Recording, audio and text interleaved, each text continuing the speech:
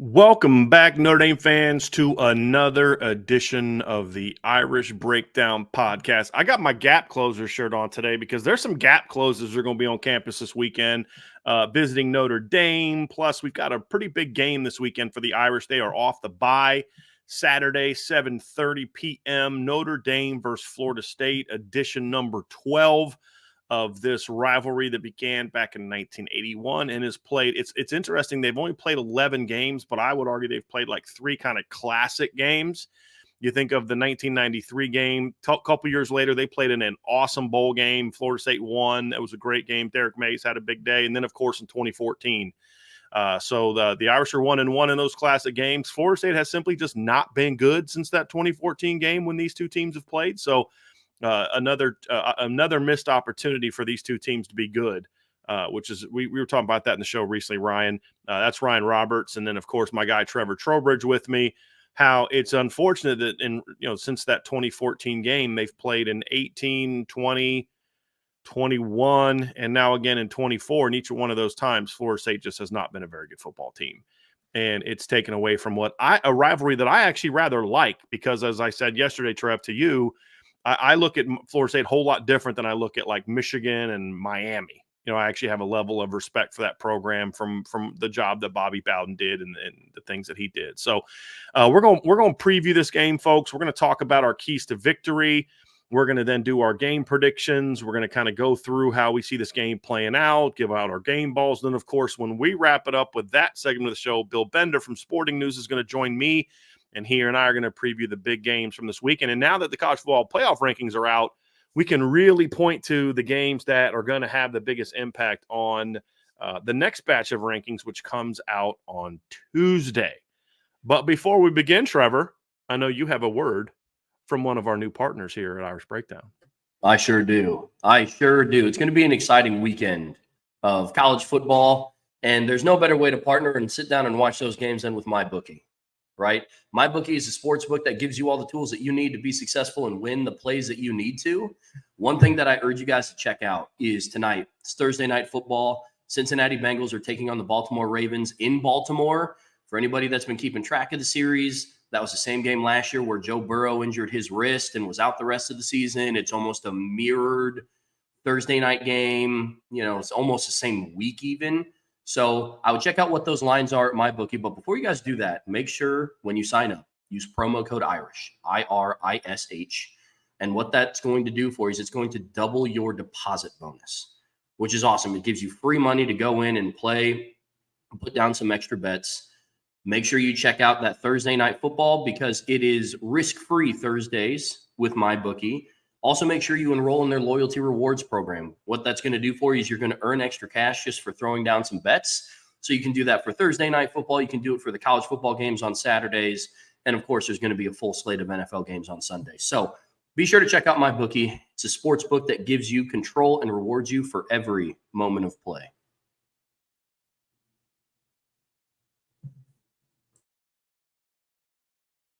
Trev, obviously there's some big games going on this weekend in Notre Dame. There's also some other big events going on this weekend, and there is a lovely lady named Kate Barita and her fiance, Jordan Brady, who are getting married this weekend. And they're big Notre Dame fans, very excited for them. They are from Ohio. They're actually from not too far from where I'm from, and so they're getting married this weekend. Want to congratulate them, wish them all the best. And enjoy this great weekend. Hopefully, Trevor, their wedding weekend goes similar to your wedding weekend where Notre Dame got a very big win the weekend that you got married. Obviously, that was when the Irish went down and beat Texas A&M. So hopefully, Kate and Jordan, you guys have an awesome wedding this weekend. And remember it forever because you're going to look back and say, hey, you remember that weekend we got married?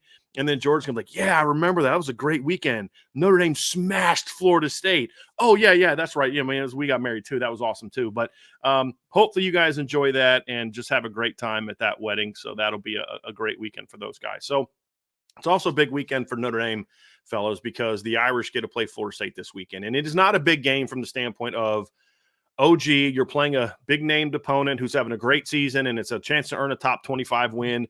But it is an opportunity for Notre Dame to get back out there after the bye week and get back to showing the country what kind of team this group is. The 3 last games in between the previous bye week, Notre Dame won by 42, by 37, and by 18 in a game that was not really as close as 18 points based on how Notre Dame kind of ran away with that one. So it's this 4-game stretch for Notre Dame that I believe how they play in this game is going to have an impact on how they kind of build momentum going into this 4-game stretch. And that's why I think playing really well in this game is important, not just because of, oh, you get a blowout win and you get to show the committee, hey, Miami beat them by 22, we beat them by 42, that kind of thing. But more so about getting yourselves back on track and saying, hey, look, we are playing really good football. We're going to take it to another level, and it starts with Florida State. And, I mean, there's no suspense on who we're going to pick to win this game, folks. But I do believe there are some very important keys that we will discuss that go into, all right, okay, yeah, we're going to all pick them to win, but it's not just about winning, because if you just win this game, just winning, you're in. Yeah, but if you kind of scrape by some bad opponents, then you could fall in the rankings. We've seen that happen with Notre Dame back in 2015. So it's also about how you play. So before we get into the specific keys of offense and defense, fellas, we're just going to talk briefly about just some overall keys to success in this game that allow Notre Dame to not necessarily win, because I don't view these as keys to victory. I've used these as keys to dominating, to win this game the way you're supposed to win this game. I believe Notre Dame would have to play awful football to lose this game, like probably worse than how they played against Northern Illinois, in my opinion, to lose this game. But that doesn't mean it's not possible. But it's more about, okay, but are you going to play to the level that you need to dominate this game and really build some momentum? And so the first one is simple. And I know you guys have some ideas on some of these things too, but the first one is simple, guys. Show up focused. Show up focused and play with fire. And that's really what it comes down to. Don't take this opponent lightly. Don't think you're just going to roll the balls out and then they're just going to lay down, roll over, and die because they're 1-8. Come out and be ready to act like this is 13-0 Florida State. That's the thing. Act like you have something to prove. You're number 10. We're number 10. We're behind Penn State. They suck. Let's go prove the country that we're better than the number 10 team in the country. Whatever chip you need to put on your shoulder to come out and be pissed off about this game, then put that sucker on your shoulder with big bright lights and neon and all that kind of stuff. Just come out and play hard, and then do don't turn the ball over a bunch and some of those silly things that come from what? Lack of focus. So come out focused and come out and play with fire. Do that, fellas, and I think to a degree, the rest of the things that we're going to talk about are going to kind of take care of themselves. But that's something I'm going to be looking for right away, guys, right away. Is this team locked in? Are they ready to go out there and play hard? Are they focused to go out there and dominate this game? That's going to be a big key that transcends all the other important things that we're going to talk about. I mean, my overall thought was building off of that, Brian, I would say, is that quite simply, this is a Florida State team at 1-8 coming up to South Bend in November. Like, let's call it what it is, man. Even if there are some players that believe in Coach Norvell, this team wants to quit. Like, they want to quit. They want to tap out. Like, they want the season to be over at this point. All the injuries that they have sustained, all the bad play that they have put on film, like, they want this season to end ultimately, right? And when you have a team that is like that, I need Notre Dame to come out and be the aggressor, because my biggest fear is that a team without an identity, and Florida State does not have an identity on both sides of the ball. They just don't have an identity, especially offensively right now with all the injuries that they have, and their offensive line. I think they've only had 2 games this year where they've had the same starting 5 on the offensive line. Now they're rotating 2 quarterbacks. Like, it is hideous right now, right? And with a team like that, if Notre Dame comes out and is the aggressor and comes out and punches them in the mouth, they're going to quit. I mean, quite simply, my biggest fear is that they come out and they do the old, we're just going to let them make mistakes and we're going to let what comes to us. No. You got to go and you got to force it, because if you force it, I promise you this Florida State team's going to quit. They're going to quit. This could be a game that is over by the end of the first quarter. It's just only a matter of time until the bell finally rings at the end of it. I just need Notre Dame to be the aggressor in this football game, make them quit. And a team with identity, when a team doesn't have identity, 2 things can happen, in my opinion. One is that you aren't prepared or focused enough to make them shell-shocked, because a team without identity can be dangerous if you let them be dangerous. But if you are aggressive against them and you are the team that is going to push the envelope and is going to push the pace and play your brand of football, then a team without structure and a team without an identity is ultimately going to quit. So do not let a team without an identity find an identity on Saturday. Let them be a bad football team, which is exactly what they are right now.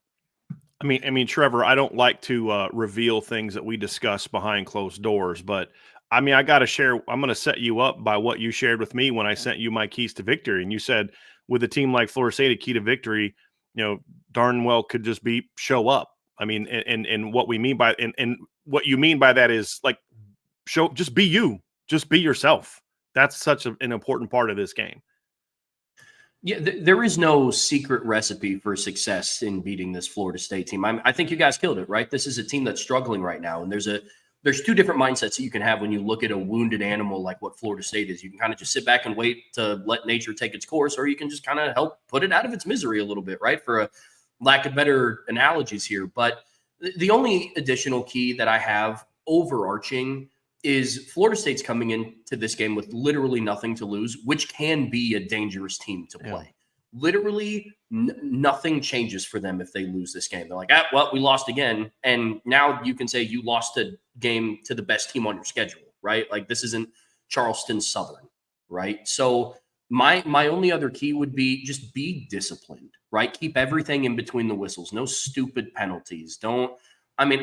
It will be no part of Mike Norvell's game plan to, try to get under their skin a little bit. But I mean, when you're playing on a bad team, that's frustrating for all levels of players. Keep everything between the whistle, man. That's going to be my one thing. Stay disciplined, play your game. And as long as you do that, Brian, to your point of what we were talking about before the show even started, is if you show up and play your brand of football, this team can't hang with you for 2 quarters, let alone 4. Right. So this game is one that could be put away very early. Just go out and play your standard of football, keep everything between the whistles. And I think we're going to have a pretty fun post-game show on Saturday night, guys.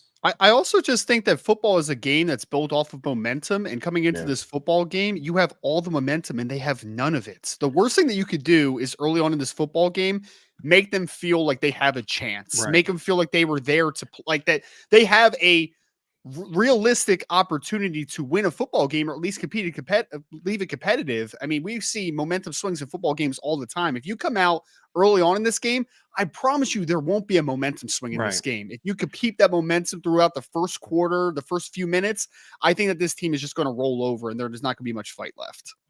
Don't let them remember, hey, we're Florida State. Like, don't let them remember that. Don't let them remember that, hey, we're supposed to be better than this. We're a preseason top 10 team. We still have them Tomahawks on our helmets. We're still a team with a lot of NFL talent.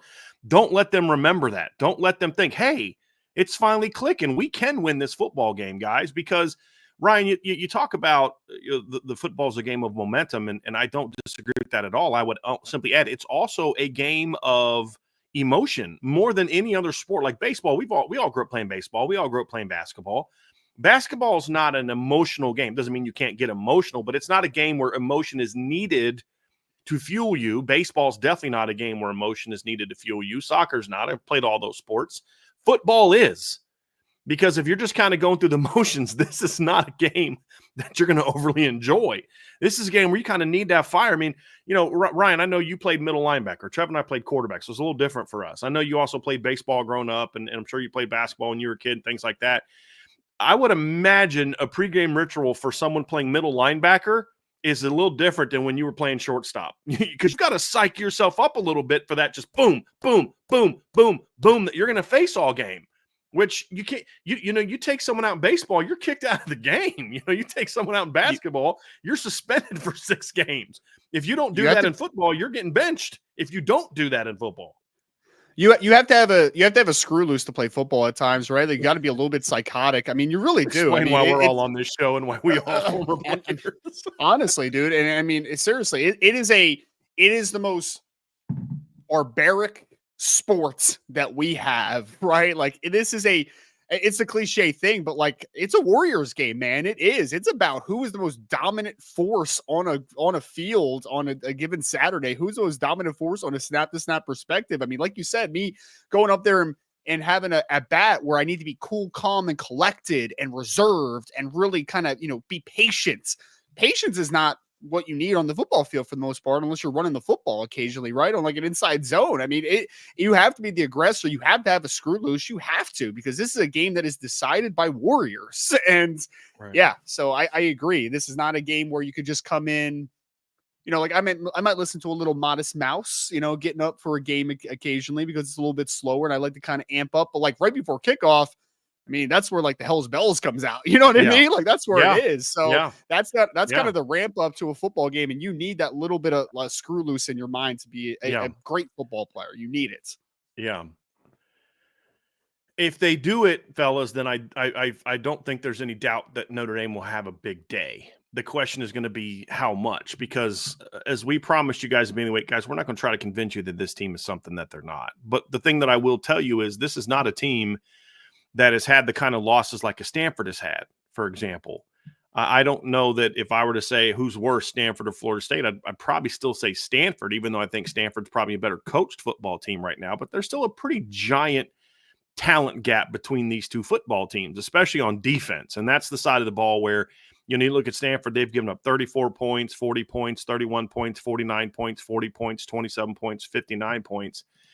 Florida State's a team that's given up over 20 a bunch of times, but they've given up 35, 36, and 42. The only times they've really given up in that high amount.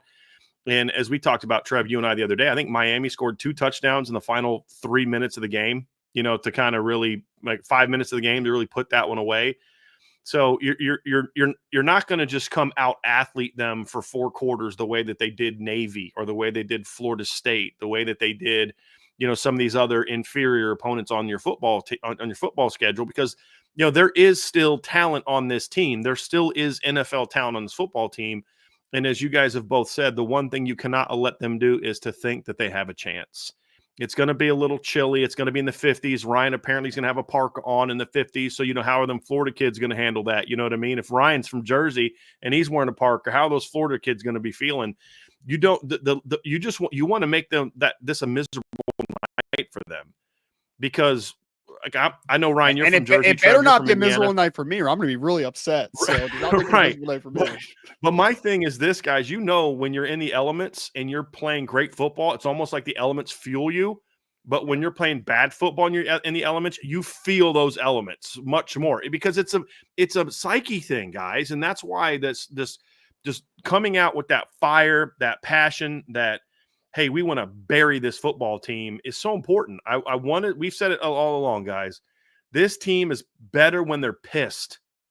They're better when they feel disrespected. They're better. I mean, we saw what this team can do in the season opener, when they felt disrespected and pissed off. They came out and played their butts off. And then the next week we saw what this team looks like when they are feeling good about themselves and they feel like, they've arrived and they're big time, and they're just going to, this team on the other side of the field's not very good. They went 7-6 last year, MAC team.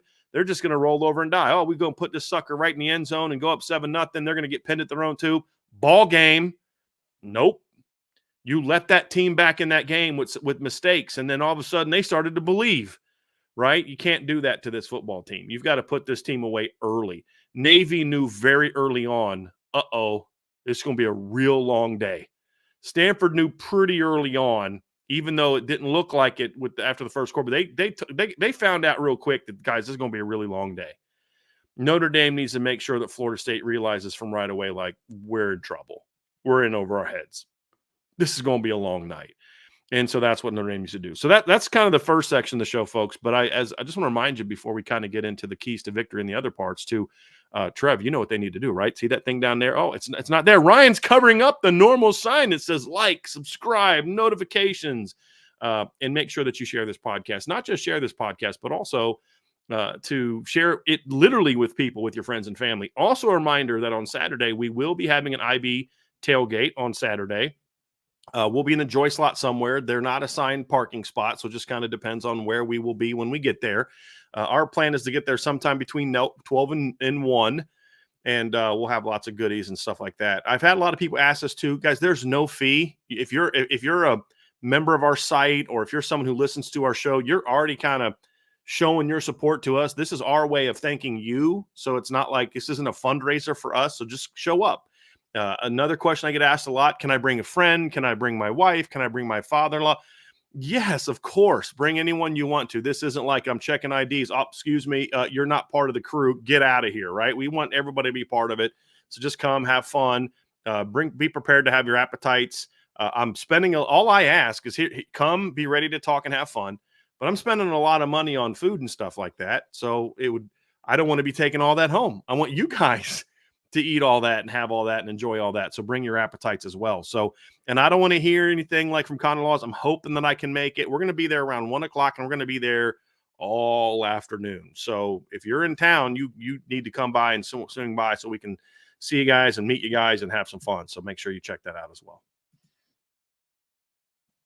All right, fellas, let's jump into the keys to victory for this game. And we're going to begin, obviously, as we always do, with the Notre Dame offense. And when I look at this game, guys, this is the side of the ball. If you were to say one side of the ball is facing an opponent that like all the stuff we talked about in the first section, I'm most worried about it on this side of the ball, if we're going to be honest. Because like when I watch the Florida State offense, and they're really bad. Like they're bad at receiver. They're bad on the offensive line. They're not good at quarterback. They're just not good. When I look at a lot of its injuries and guys that they thought were going to be good aren't good. I don't know what's going on with the offensive line. Defensively, it's a little bit of a different story. I just don't think they're playing as well as they should, but I still am like, man, their ends are still really athletic. Those two D tackles, when they want to play, they're really good. Their corners are pretty good players, and Shaheem Brown's a good football player. Like they're banged up, obviously no DJ Lundy, and they've had some injuries in some other spots, but this is still a team that you look at.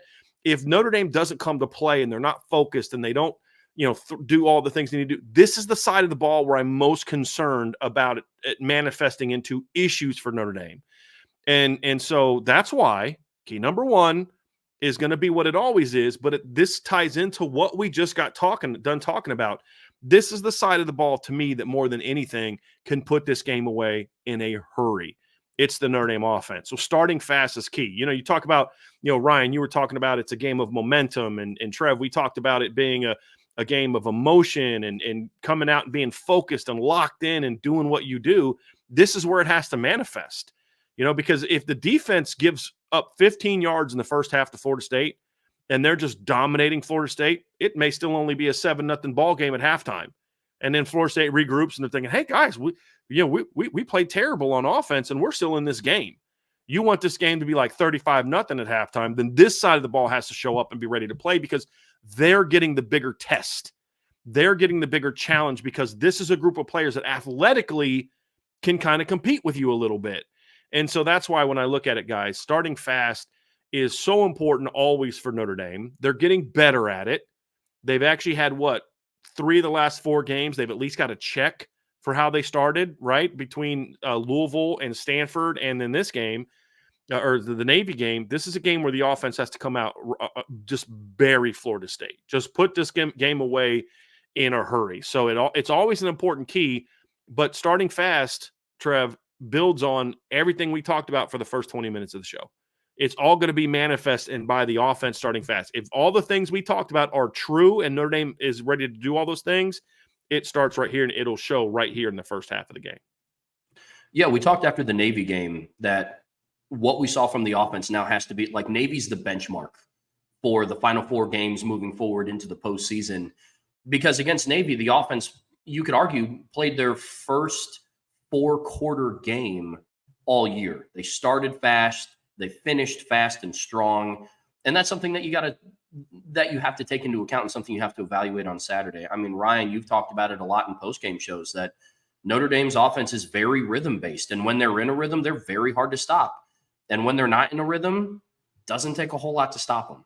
And there's been defenses that don't have this level of talent that have put Notre Dame in scoring droughts before. Like I've said, the thing that Notre Dame has to work on is not going on these droughts of, hey, they'll rattle off 14 points in this quarter and then they'll get 60 total yards in 2 other quarters. And I firmly believe that you're able to get in that good rhythm by starting fast. And Brian, to your point, that's why it's such a big key.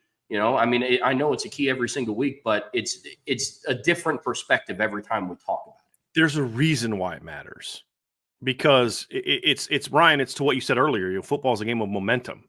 Well, what is starting fast about? It's about building momentum. And I've said this before, momentum comes from what? Confidence and execution. Execution comes from a level of confidence in what you're trying to do. As you execute more, your confidence grows. As your confidence grows, you execute better, you build momentum. I mean, that's you guys want to talk about why we talk about fast start every time? Well, part of it is because this team has never been great at starting fast consistently. But number two is because it does that. It does build that momentum. And at the root of momentum is confidence. You're gaining it, they're losing it. That's really what it boils down to, Ryan. Well, and I would say this is that starting fast is important in this game because, like you just said, Brian, you want to build momentum, but Notre Dame already has all the momentum coming into this game. So, like, you do not want to hand it over to them and give them any form of hope. And I would also, like Trevor, you're 100% right. Like, I have completely continued to knock on Notre Dame as a rhythm-based offense. You know who else is a rhythm-based system, though? It's this defense for Florida State because they need some confidence, man. They need a boost because I'll tell you what, Patrick Payton is a lot scarier when he's got confidence behind him, right? It's like Darrell Jackson Jr. is a lot scarier when he has confidence. Joshua Farmer, Marvin Jones Jr., the corner, Thomas. I'm not even going to try to pronounce his first name. I'm not going to butcher that today. Those players are NFL talents. They're long. They're athletic. They will be drafted in the NFL just based upon what the gifts that God gave to them ultimately, right? But they are only scary because I've seen a couple games where Patrick Payton just didn't look like he wanted to be there. To be honest, he just didn't seem like he wanted to be there. But then there's other so you watched the North Carolina game? Man. Well, there's a couple, man. I mean, he didn't look like he wanted to be there in the first game of the season against Georgia Tech. Like, there's just been some games where I just don't think that number 11 wants to ultimately be there. But then there's a couple others where it looks like he's locked in. And usually that's because there's a little bit of confidence. He probably had a play or two early that got him going a little bit. And now he's ready to go. And now he's like, okay, I'm 6'5", 250 and can run like the wind. So, like, let's figure this thing out ultimately, right? But I promise you early in the show, and I continue to harp on this, Patrick Payton will stop coming off the line hard consistently if he is shook early on in this game. Darrell Jackson Jr. is the same. This defensive line specifically, they can be a problem for you if you do not, metaphorically speaking, put your foot on their throats. This team could give you some problems athletically. Like, they can. These tackles for Notre Dame, while improving, can have a hard time against Patrick Payton if Patrick Payton is ready to go and is putting his full effort forward. The interior offensive line, Rocco Spindler, can have a tough time against Darrell Jackson Jr. if you allow Darrell Jackson Jr. to get any sort of confidence behind him. So starting fast, put your foot on their throat. Again, metaphorically speaking, I feel like I need to keep saying that because then people take that super literally, but you need to be able to zap we don't any have confidence soft people you here, can Ryan. have. Well, hopefully We don't have soft people here. Hey, Ryan, I like building on points, right? So, and giving data for points. So, what's the one game that Florida State won this year? It's a Cal game. I don't even remember. Right? I don't even remember who they beat. Marvin Harrison Jr., Patrick Payton Jr. and Marvin Jones Jr. have combined for only 30 pressures this season. They've combined for only 11 total hits plus sacks on the quarterback all season. 7 of those pressures came against Cal. 5 of those, almost half of those hits plus sacks on the quarterback were in that game because they started off well. They came out early. They were getting early pressures, and they just kind of got a little fired up, and they just kind of they went on an attack. Their defense looked way better against Cal than Miami's did. Way better against Cal's than Miami's did. And it came from the D line. And Trev, you and I talked about that matchup yesterday between the tackles and the defensive ends. But in Ryan, you're reiterating the point of why it's so important. You can't let this team get any rhythm early. Why you got to put them away early. Because you can't let this team who has talent on defense think that they have a shot. Make them not want to be there.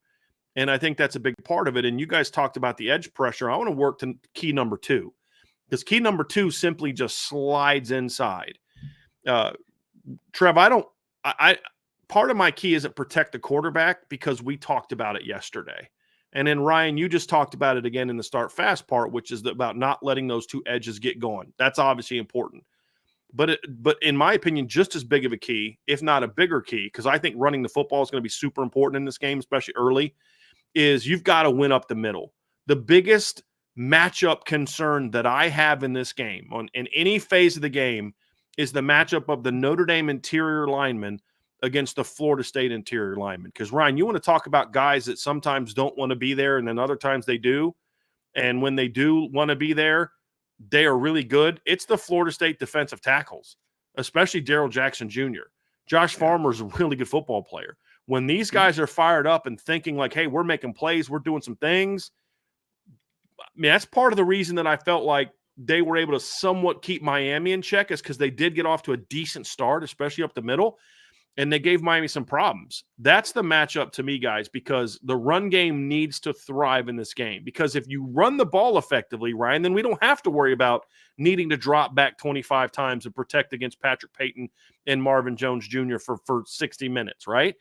And if you can't dominate up the middle against two really big, quality athletic defensive tackles, it's going to make everything else you do more difficult.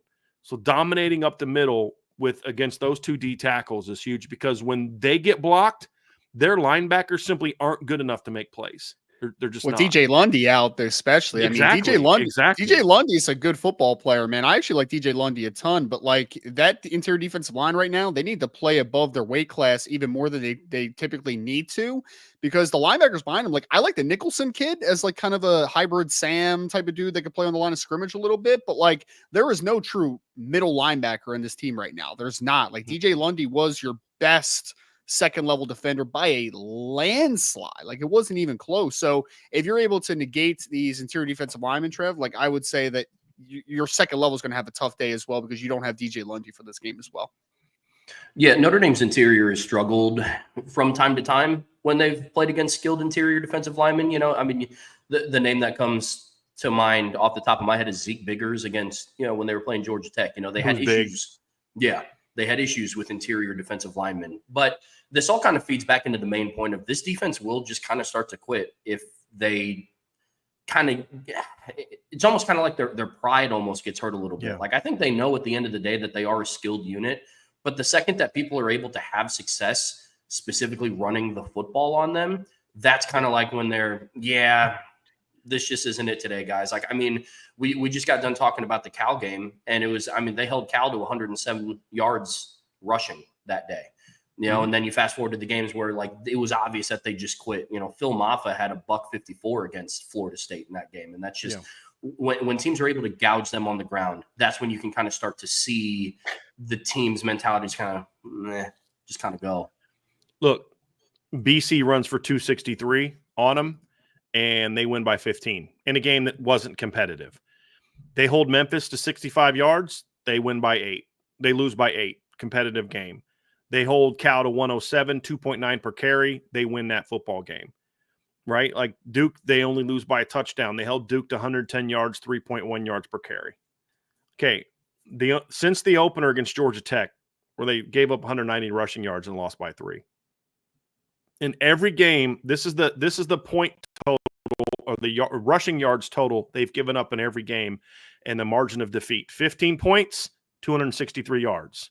But again, let's see here, 26-point defeat, 204 rushing yards. 16-point defeat, 265 rushing yards. 22-point defeat, 230 rushing yards.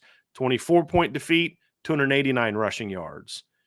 It's not hard to draw those correlations, guys, between teams that come out there and run the football on them, and those teams are able to have success on this Florida State team. And that's why defending winning the battle up the middle is so important against those 2D tackles, because if you can do that, like Patrick Payton and Marvin Jones, I worry about as pass rushers. I do not worry about them as run defenders. They don't. That's especially when they're getting run at. They, especially Pat, and that's been really disappointing part about his game this year. He doesn't. He just don't like it, you know. And so no, and it's that right there. You want to know why this team is underachieved? It's watch their D line. It really is what, because when they're playing, hey, they're a pretty good football team, then it's usually because their defensive line's playing well. When they're not, it's because their defensive line doesn't. I would also say, like, I think we forget sometimes that these are college kids, right? And sometimes they're not as resilient as like professional athletes, obviously, right? And you got to think of it like this way for the defensive line. They just spent an entire offseason hearing from everyone how great they are, man. And they fed into it. I mean, we have Jim Nagy from the Senior Bowl. We have, I forget who's the, I forget who the other college football analyst was that was like feeding into it as well. It was like, man, this is the best defensive line in college football, Florida State. And then they got punched in the mouth against Georgia Tech. And I feel like, yeah, they've had spurts of solid play at times, but like, I don't think they've ever recovered from it. They just got an entire months and months and months of people telling them how great they are.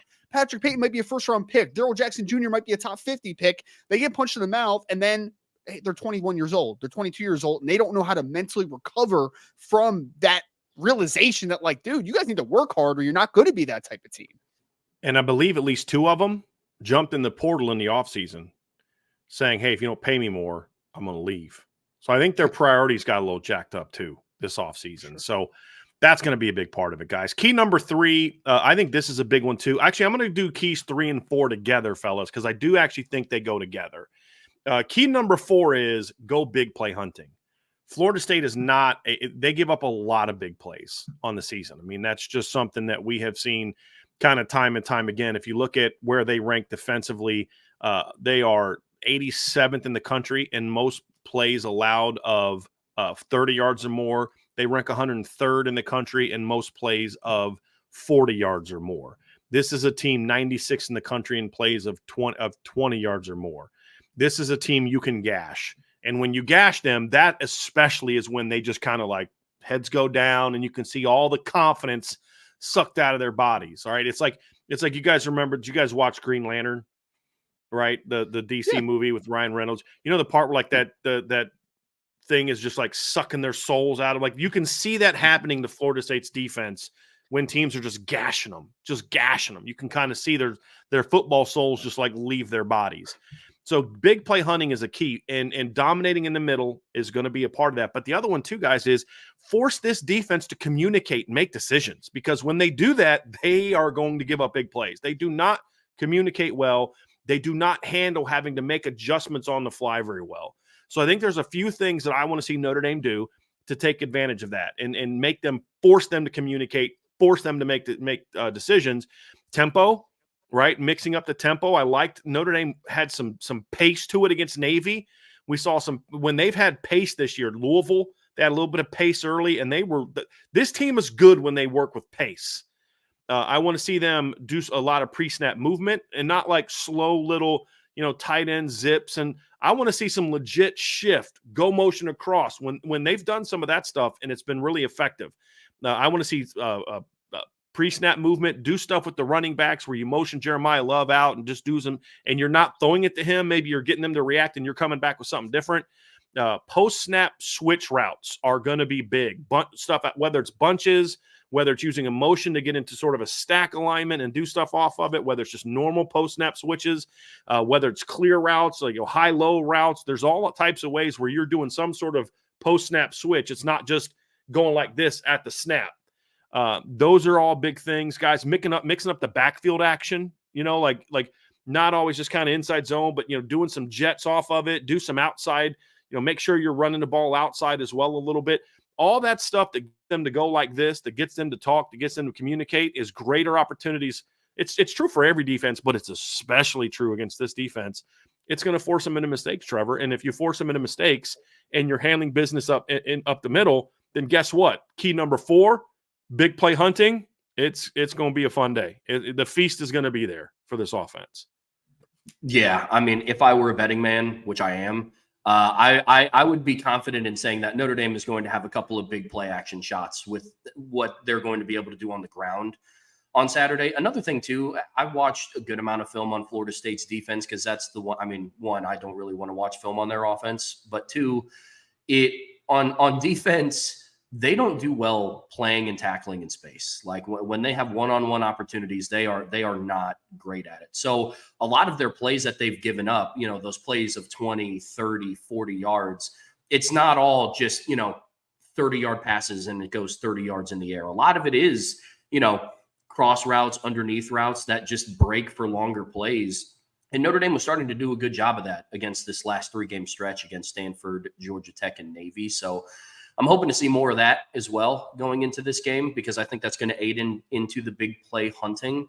But just if you're having success underneath and you're forcing these safeties to start creeping up and everybody starts playing closer to the line of scrimmage, I think that, along with Chris Mitchell had an interesting interview earlier this week where he was saying he loved Florida State and that was his dream school growing up and they just didn't look at him. It'd be cool for this is the game where we've been asking for him to have that just one deep go ball down the sideline. 200 yards, write it in pen, baby. Come on. But that'd be poetic for that to be this game. But I agree. Big play hunting is definitely going to be available on Saturday. I need it, man. I need it like I need air, guys. I really do. I mean, it's my first game in South Bend this year. It would be great to come out and see something that I've been consistently waiting for since the beginning of the year. More big plays, more explosives. Because I know that the talent is there to be more consistent in that department. You can't sell me on a team that has Jeremiah Love, Jadarian Price. You mentioned Chris Mitchell. I'll throw Jordan Faison into that conversation now that we're starting to see him have some life this past, the past couple of weeks, well, against Navy, I should say. So I know that it's there. And this is a team that, again, when we're talking about a team that could quit, we're talking about a team that is built off of just kind of doing one thing well and not doing a bunch of different things well and having to be able to make adjustments on the fly. That leads to a lot of miscommunication. That leads to a lot of one-on-one opportunities, and hopefully Notre Dame is able to capitalize this week.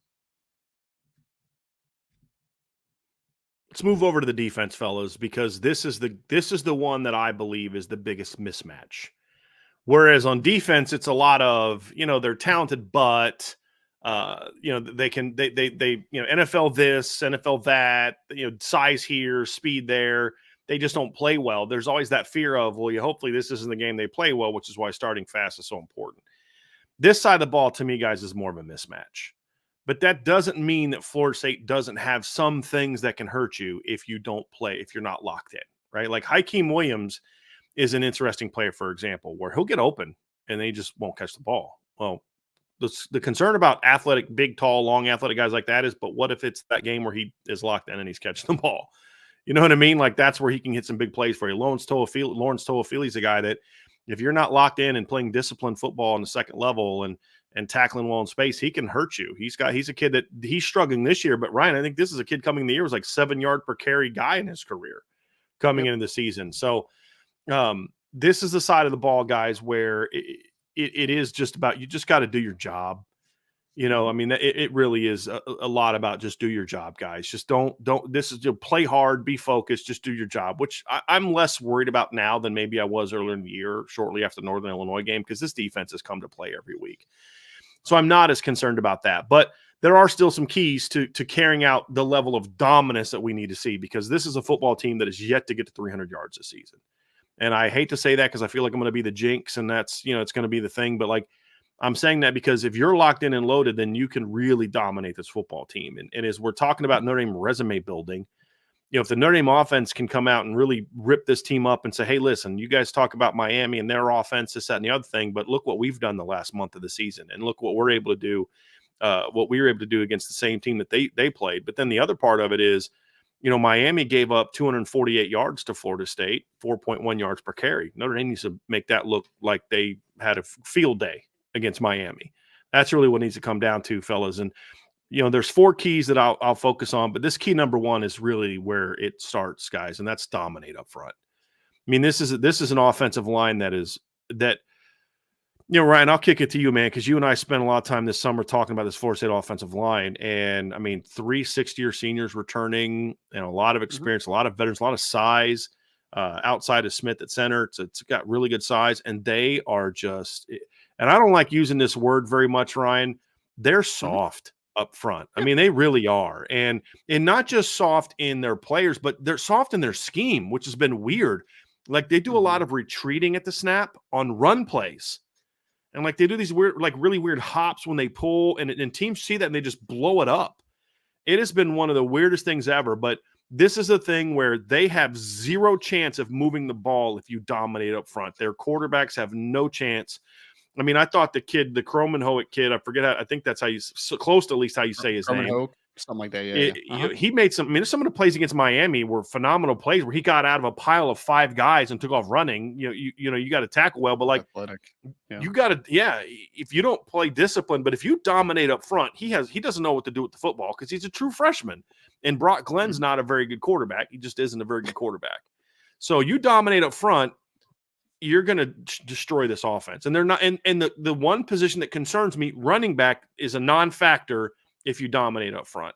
I mean, that is really the heart and soul, bread and butter, whatever you want to do. Number one key, Ryan, to dominating this offense is dominating the line. Don't let these veterans remember that, hey, we actually used to be a pretty good offensive line. Don't let them remember that. Two very strange thoughts on this offensive line. One, I wonder if last year's perception of the offensive line was built a little bit more around the fact that you had really good playmakers in Trey Benson and Keon Coleman and Johnny Wilson that kind of made them look a little better than they actually were. That's like get him out of trouble. Jordan Travis could get him out of trouble. Yeah.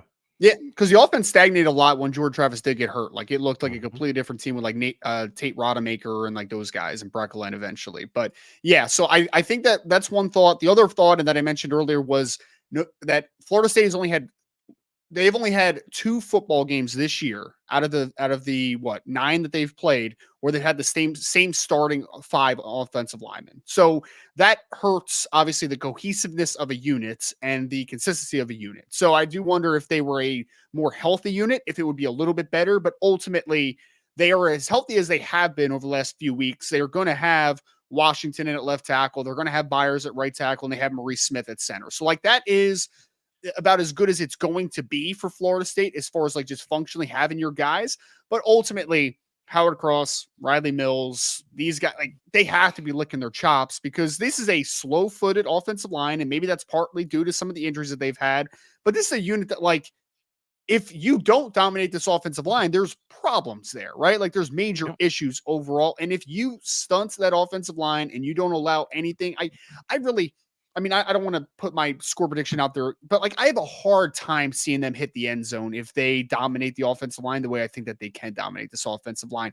I like the freshman quarterback. He actually made a bucket throw in one game too that was dropped. That was like, oh, okay, there's a little bit of a live arm there as well. He's a really good athlete, but he's a true freshman, like you said, a kid that you probably wanted to redshirt before the year. Like you didn't want him or you wanted to redshirt him. Yeah, I mean, he was going to be your third string quarterback, right? You'd get him in 4 games and let him get some time, and then you redshirt him. He was an Elite 11 kid last year, top 150 caliber kid. He's got some ability. He's a true freshman. That's what we're saying. He's not going to know where to go. Ryan, I want to respond to something you said about Jordan Travis and our perception of the offensive line. I was actually looking at this, and I got some data for you to look at. Okay. In the 7 games before Jordan Travis got hurt, and including the game he got hurt in, Florida State's offense averaged 465.6 yards per play. He got hurt against North Alabama. That actually started the run where they have not gotten to 300 yards of offense. Did you guys know that? They did not get to 300 yards in the 3 games after that. They went for 224 against Florida. They went for 220 against Louisville. They went for 209 against Georgia. And you're thinking, well, you're learning to play without your new quarterback. You had all those guys out for the Georgia game. It doesn't really matter. You're going to be better this year. And they have been just as bad this year on the offensive line. So literally since Jordan Travis got hurt, going all the way back to that, they have not gotten to 300 yards of offense in a game. Like we really underappreciated how good Jordan Travis was for that football team. You know what I mean? As far as like just being the kind of spark plug that they needed. I mean, because you even think back to what was that game a few years ago, the season opener where they played against Florida State, and like it was just in 21. Yeah. Yeah.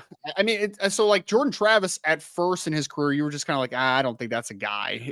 Like he just didn't look like a guy. And then he has just steadily gotten better and better. And I think that those things are very much interrelated.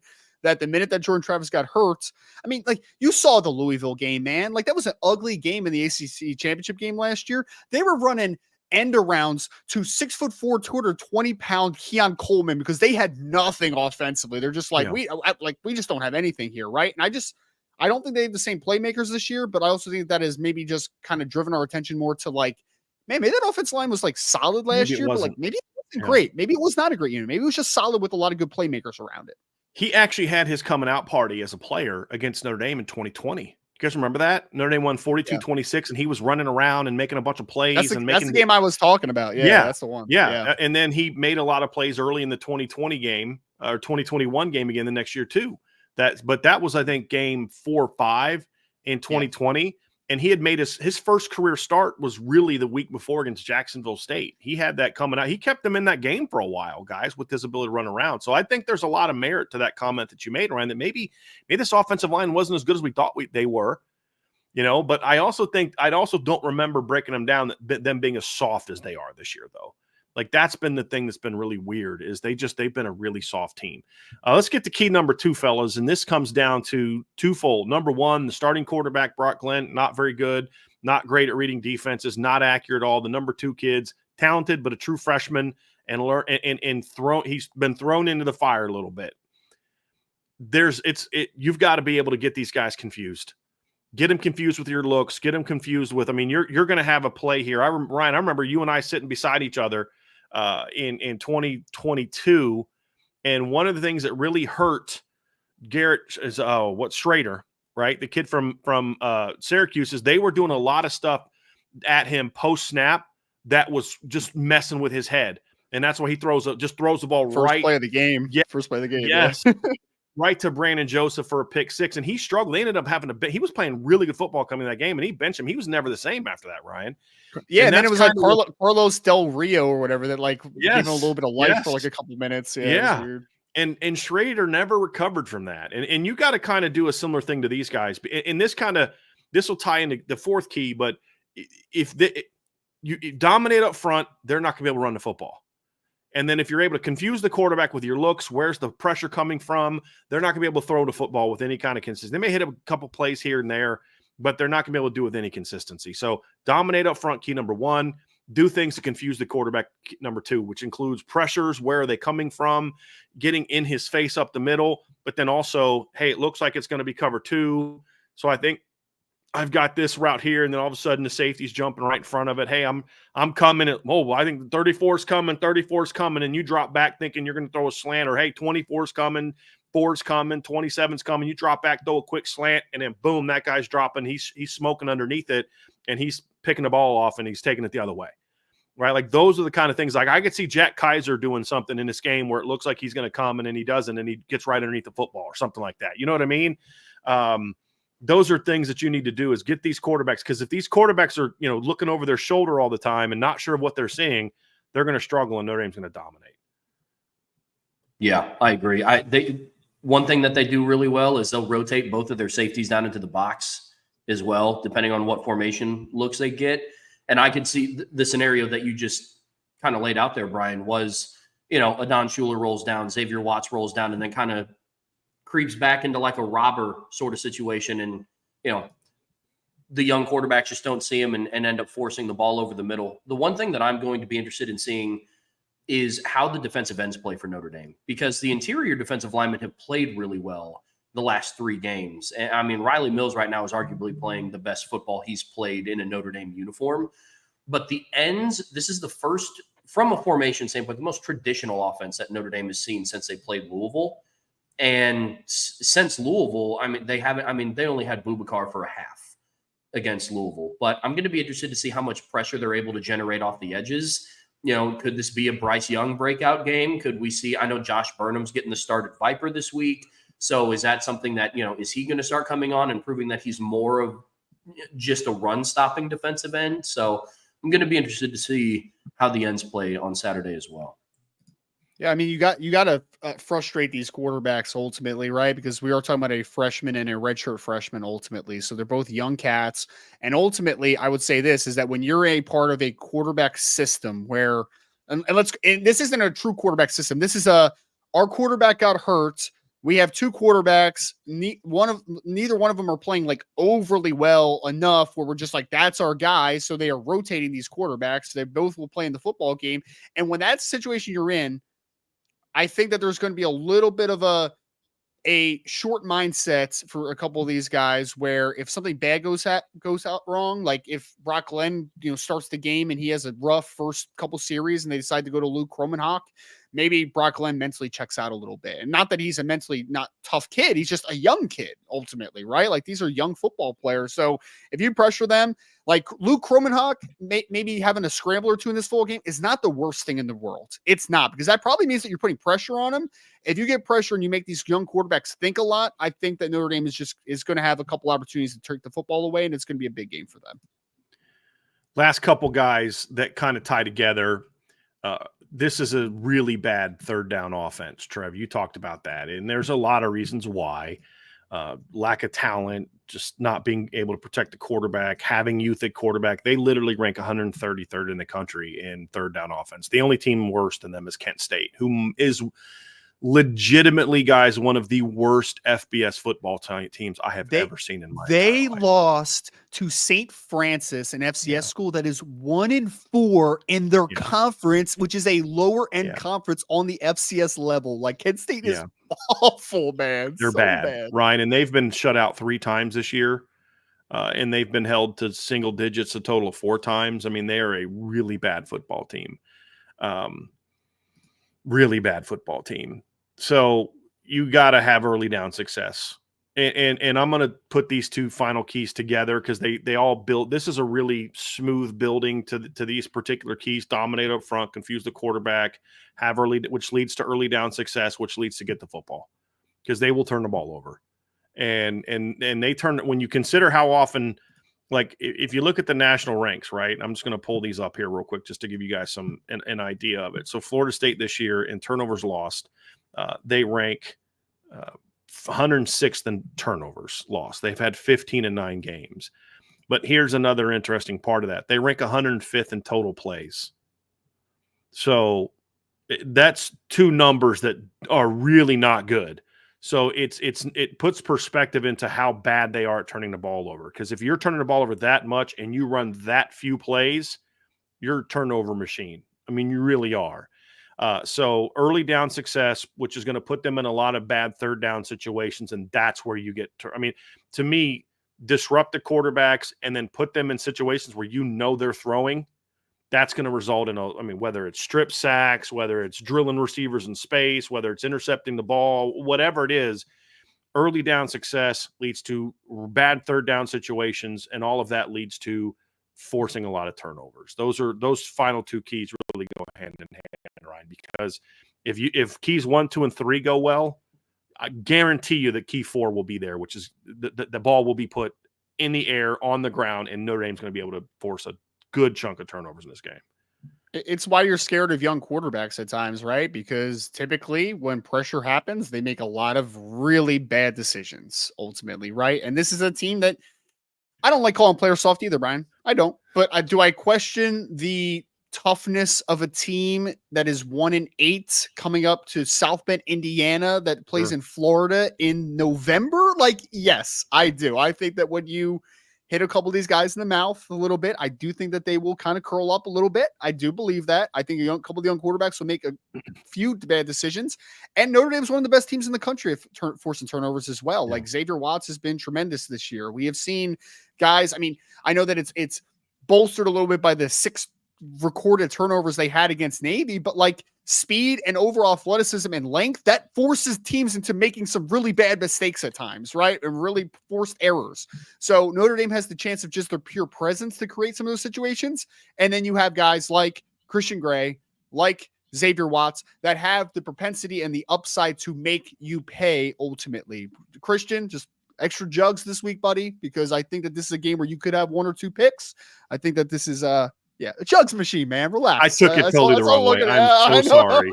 I am so sorry. I should have said machine behind jugs. That was my fault. Okay. I don't discriminate against jugs, though. Whatever jugs you like. That's on me, guys. That's totally on me. That's totally on me. I'm so sorry. Ryan, let's quickly move on from this. That is my bad. They forced it. You talk about the 6 against Navy. Sure, that pads your stats a little bit. But they forced at least 2 turnovers in all but 2 games this year, and that's Northern Illinois and Stanford. And they almost forced several others against Stanford. You know what I mean? Like there was other chances for that, and Stanford just kind of went in the shell and just ran the ball in the second half of the game, if we're being honest. So they've been good at forcing turnovers all year. Like you said, when you forced at least 2 in 6 out of your 8 games, it's not fluky that you had 6 against against Navy, right? The 6 came from them putting the ball on the ground a couple times, which comes from your length and your speed and them being a little panicked about it. But there was also plenty of things that Notre Dame forced in that game as well. So, those things kind of factor into it also, guys. Can, and so can I put one note on the lack of randomness to these turnovers that we're talking about? Since 2012, Notre Dame has had 5 games where they have forced at least 5 turnovers in a football game. Okay. One happened during 2012 against Michigan. The other 4 have happened since Marcus Freeman got on campus. Yeah. 4 out of 5 are under Marcus Freeman. It is not an accident that this team is built upon forcing turnovers, which was a issue before Marcus Freeman came to campus. So you had Wisconsin in 2021. You had Boston College in 2022. You had USC and Pitt in back-to-back games last year, and then Navy this past week. And from 2012 to 2021, I mean, from 2013 to 2021, there was 0. There was not a single game where you had at least 5 turnovers. Not a single one. There was one. 2019 against UVA. That's the only one. Was there? Oh man, I miscounted them. Yeah. No, it's the only one. It's only game. 4 out of 6 in the last 12 years have been under Marcus Freeman. Then we'll go 4 out of 6. There we go. And honestly, Ryan, if you go back to 2016 to 2020, they only had 4 games where they had 4, and 3 of those came in one season in 2019, when you played a pretty soft schedule that year. So to your point, it's something where forcing turnovers was not something Notre Dame was great at in the past, and they have been since Marcus Freeman arrived, which is the point you're making, and it's a very valid point. Guys, that's going to do it for our keys to victory, folks. Before we get to our predictions, hit that like, hit that subscribe, hit the notification bell, share this podcast, give us a 5-star review, and as always, make sure you sign up for the message board at boards.irishbreakdown.com. So, fellas, let's get into our keys to victory. And you guys know the drill. We're going to make our predictions. I'll have each of you guys explain how you see the game playing out, and then I'll ask you about game balls. So, Ryan, there's no secret. None of us are like, gee, I wonder who they're going to pick this week. And we haven't even pretended like, well, we may have some interesting picks this weekend. We know how this game is going to go, or we know how this game should go. Will it go that way? That's what we're going to find out. And none of us know. That's why the keys to victory are so important. But Ryan, with all that being said, tell us your score and tell us how you see the game being played out. So I have 38-9. Notre Dame wins. I actually had higher than that. Like originally I had written down 48-9, but like I came down a little bit. Just one, didn't want to sound homerish. 2, I do think that there's a little part of me that, and I wrote something about this today, actually, where a team that has no identity, which I think Florida State doesn't, that does worry me early on in a football game at times, because when we're talking about the preparation of a coach and a system against a team, the more familiarity you have, if you understand exactly what their quarterback does, exactly what their wide receivers do, exactly what their run game is built upon, I think that helps obviously a fast start defensively. But I do think the fact that you're rotating 2 quarterbacks, that you have had so many issues on the offensive line as far as the exact 5 that are going to be up front, the fact that we've seen the running back position be really just decimated with injuries, I do think that unknown parameter behind what the offense is actually going to be built upon can lead to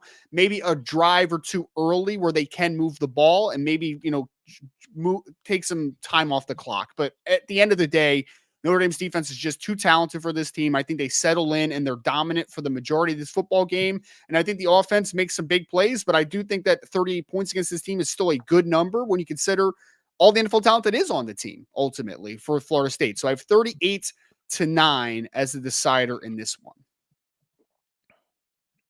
Ryan, the game goes the way you see it played out. Who gets your offensive game ball? I'm going to go with Jeremiah Love. I've been back and forth between him and Riley Leonard, but I'm just going to go with Love because I think that the best case, I don't say the best case scenario, because I do think opening up the passing game even more and really start to get that thing up another notch is big for this team. But I also think that especially when you get down the stretch of the season, when it matters most and you're getting close to playoff time, I think getting your best players ramped up and ready to go and clicking at their highest level is huge for a team. So I'm going to say Jeremiah Love goes off 100+ yards rushing, a couple touchdowns. Jeremiah Love has a big football game. All right. What about the defense, Ryan? Xavier Watts, I feel like he's been the most consistent defensive player that Notre Dame's had all year. And this is a game, again, against a couple young quarterbacks that are prone to making some bad decisions at times. I wouldn't be surprised if Xavier has an interception or two in this game, maybe a pass breakup or two, a couple big stops in this one. Overall, I think Xavier Watts continues to have a very good final year for Notre Dame. Trev, I'm a little mad. I'm gonna have to uninvite Ryan from next week's show because he just took both of my game balls. Did I? Took both of Nice. them, Ryan. You took both of them. Nice.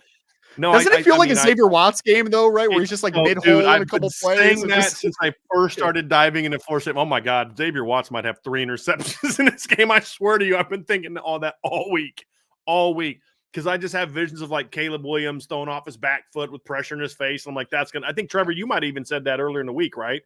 That you could see this being kind of like a Caleb Williams type game where he's just sailing balls. Or did you say that about Miami? I think it might have been about Miami, or somebody told me that. But no, I think you nailed it, Ryan. So you said 30. You say 38-9. Okay, 38-9. All right, Trevor. How about you, man? How do you see? What's your score prediction, and how do you see this game playing out? Yeah, I have. I mean, no surprise here. I have Notre Dame winning 45-7 here in this one, and I'm going to be honest with you. I'm going to put 45 at that is a very negotiable score to move up. I don't want to sound too much like a homer take here, but we've said it all week. This is not a good Florida State team, man. It's not. And I know that their defense is, I guess you could call it the strength of their team, but Notre Dame's offense is cooking right now. They are. And they just got done playing the best 3-game stretch that they've played so far this year. And they've had a bye week to kind of go through and refine some of the things that they've done. So I think this is going to be a 45-point game for Notre Dame because they are deciding that they are going to score 45 points. Not, they rattled off their final whatever in the second half. I think it's going to be a 31-point game come halftime, and then just second stringers are in the second half. They go on 2 scoring drives. I could see it very much being that kind of game. I do. So, Trevor, if the game goes the way you think it's going to go, who gets your offensive game ball? So I went a little bit of a different route on this one. I'm going to say the game ball for me, based on what we've talked about this week, is going to go to the offensive line for the game ball, because this is the Florida State defensive line is the one matchup on either side of the ball that we've talked about actually carries a little bit of weight that we can look and say, based on how the offensive line performs against Florida State's, we can take something away from that into games into the future, right? Like if Notre Dame's defense holds Florida State to 3 points, that's not going to show me anything new about Notre Dame's defense, and it's not going to show me anything new about Florida State's offense, right? But with the talent and the size and the athleticism that their defensive line has, and with some of the question marks around Notre Dame's offensive line, I think Billy Strouth coming back and is now, 2 weeks healthier than what he was against Navy. I think that's going to bode well for the offensive line. So I think in both phases, in pass pro and in run blocking, I think they're going to have a good game. Like one where we can say, hey, if the offensive line plays like this is going to be a good team. How about defense, Trev? Defensively for me, and you can actually pick one that somebody else did. I was just kind of giving Ryan a hard time, but yeah, you're able to pick something that somebody else did. No, you're good. I'm going to go Leonard Moore for my defensive game ball. This kind of feels like a 2022 Clemson type thing with Ben Morrison. I feel like he's bound to break out. He had that really athletic interception in the back of the end zone against Navy. He's going to be targeted because, they're as much as Florida State's going to try not to. Xavier Watts is just always in the right spot at the right time. But if I'm game planning, you kind of have to pick, I guess, the lesser of 2-3 evils on that defense. And I guess I'm going with the 6'2", 195, very athletic true freshman over Christian Gray, who has more experience. And, so I can see Leonard Moore coming away with a couple of takeaways this game. Maybe something where he has, a forced fumble and an interception. But I'm going to go Leonard Moore for the defensive game ball. I could see Christian Gray having that type of performance as well, where the quarterback just throws out into the flats, not knowing what's out there because he's getting pressured, and Christian's just, steps in front of it, assuming he's been on the jugs machine, like Ryan hinted about all week. So, Good picks, guys. I'll be honest with you. This is not a homer pick at all. I truly see this playing out because of everything we've talked about. I'm going 49-6. A couple things. Number one, I don't think they can move the ball on this defense. I just don't see it. Their offense is not good, and this is by far the best defense they will have played all year. I think the Notre Dame offense is going to have a lot of short fields. And Ryan, what have we talked about? If things don't go their way, they're going to quit. And starting the ball at the midfield 4 out of their first 5 possessions because Notre Dame just buries that offense, to me, is exactly how you do that. I do think Jeremiah Love's going to have a big game. I do think the offensive line is going to do enough to allow the skill to take over this football game. And so my 49-6 is not so much about that I think the Notre Dame offense is going to go out there and have 600 yards of offense and score 49 points all on 75-plus yard drives. I don't think they're going to have a ton of yards because I don't think they're going to have a lot of field to work with because I do think this defense is going to absolutely dominate. And part of that 49 is because I do think they're going to get a defensive score in this game. You know, because you guys literally in the last 10 minutes, we've talked about 3 different defensive players we could see getting multiple interceptions against this offense. I mean, and you're talking about a team that's really not good at throwing the football, going against arguably the best secondary in college football, the best – let me rephrase because of the injuries. At very least, the best pass defense in college football. And you're doing that with a redshirt freshman who's not very good and a true freshman, and you've thrown at least 2 interceptions in 3 of your last 5 games. That kid's going to result in a very long day. And so I'm going 49-6. My game ball offensively, I was going to go with Jeremiah Love, but I'm going to give you something else to think about just because – this is maybe forecasting what may come the final month. Could this be the breakout game for Mitchell Evans? Ryan, you and I talked about their linebackers and safeties. This is the kind of game where if Mitchell Evans was playing well all season, this is the kind of game we'd have predicted him to feast, right? I mean, this is exactly that kind of game a healthy Mitchell Evans would have done great in. Could this be the breakout game for him? That's going to be an interesting one. And then on the other side of the ball, if it's not going to be a DB, I think it's going to be Howard Cross because his athleticism against that offensive line could result in Howard having a monster night to where, yeah, Xavier Watts has 2 picks, but like they were both off of plays that Howard Cross was drilling the quarterback or something like that. You know what I mean? Like, I think Riley can have a big game against them too, but I just think of that slow interior offensive line going against this kid who's starting to really peak. Him and Riley are both starting to peak. I think Howard's skill set is just a nightmare for that offensive line that's really big and really slow. So that's my pick for player of the game. If it's not a DB, I could see it being something like that. I also think this is a game where Drake Bowen might have his first 10-plus tackle game if he gets enough snaps because of him being out at halftime. I just feel like he's going to feast on this run game because the 2 interior guys are just going to eat up the Florida State offensive line. So that's our predictions for Notre Dame against Florida State, fellas. Very well done. Great insight in the show tonight. Really appreciate y'all. No, I'm not going to see you on the post-game show, Ryan, because you're going to be in town. Hopefully we'll get a chance to see you on Saturday. Safe travels. Are you guys getting the RV, or are you driving, or are you flying? Driving, buddy. Driving. Got a nice 10.5-hour drive tomorrow morning, so let's do it. My dad's making that trip right now. He's going to drive about halfway tonight from Virginia, and then he'll finish his trip up tomorrow, so we'll see him. Trev, I know you'll be at the tailgate, I know for sure, on Saturday, and but you will be part of the post-game show, so we'll see Trev as part of the post-game show. So, folks, have a great rest of your day. Notre Dame fans, you two have a great rest of your day. All of y'all aren't going anywhere, because we've got some more coming for you. I'm going to be joined by Bill Bender here in a second, folks, to preview this weekend's big games. But before we go, hit that like, hit that subscribe, hit the notification bell, share this podcast, give us a 5-star review. And as always, folks, make sure you sign up for the message board at boards.irishbreakdown.com.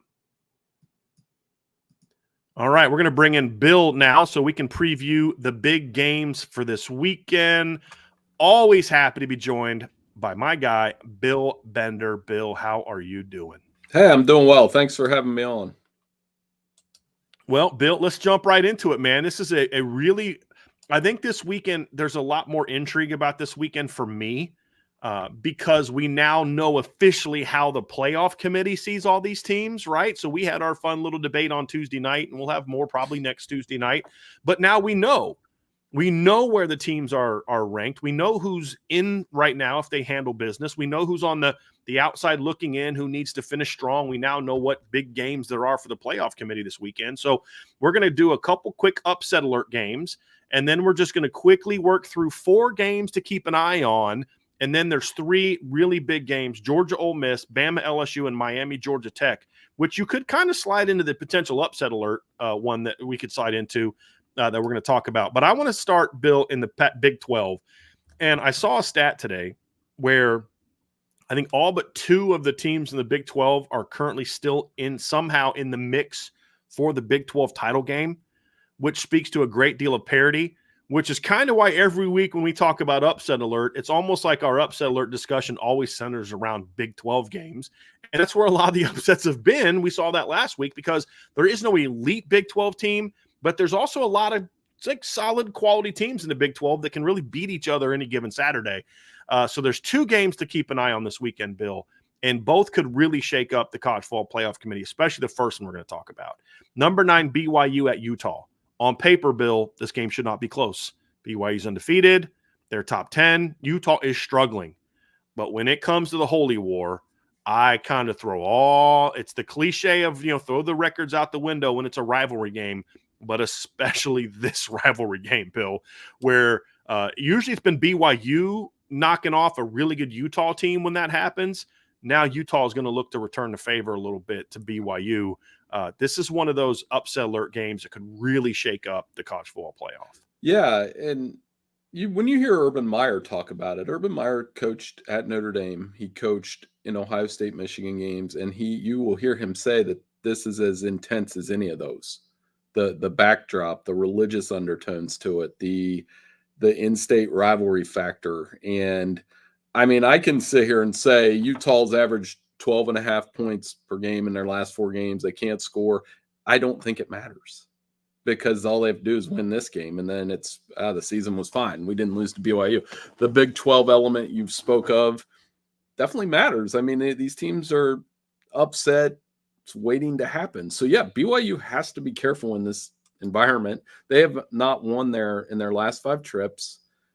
And we can say again that, BYU's been in some fistfights too. As Troche told me this morning, Oklahoma State had a 95.5 winning percent probability against them and lost the game. So I can't do anything but pick a field goal game here. And I think BYU will win, but it's not granted. That's a great late night game to watch. Yeah. Oh, yeah.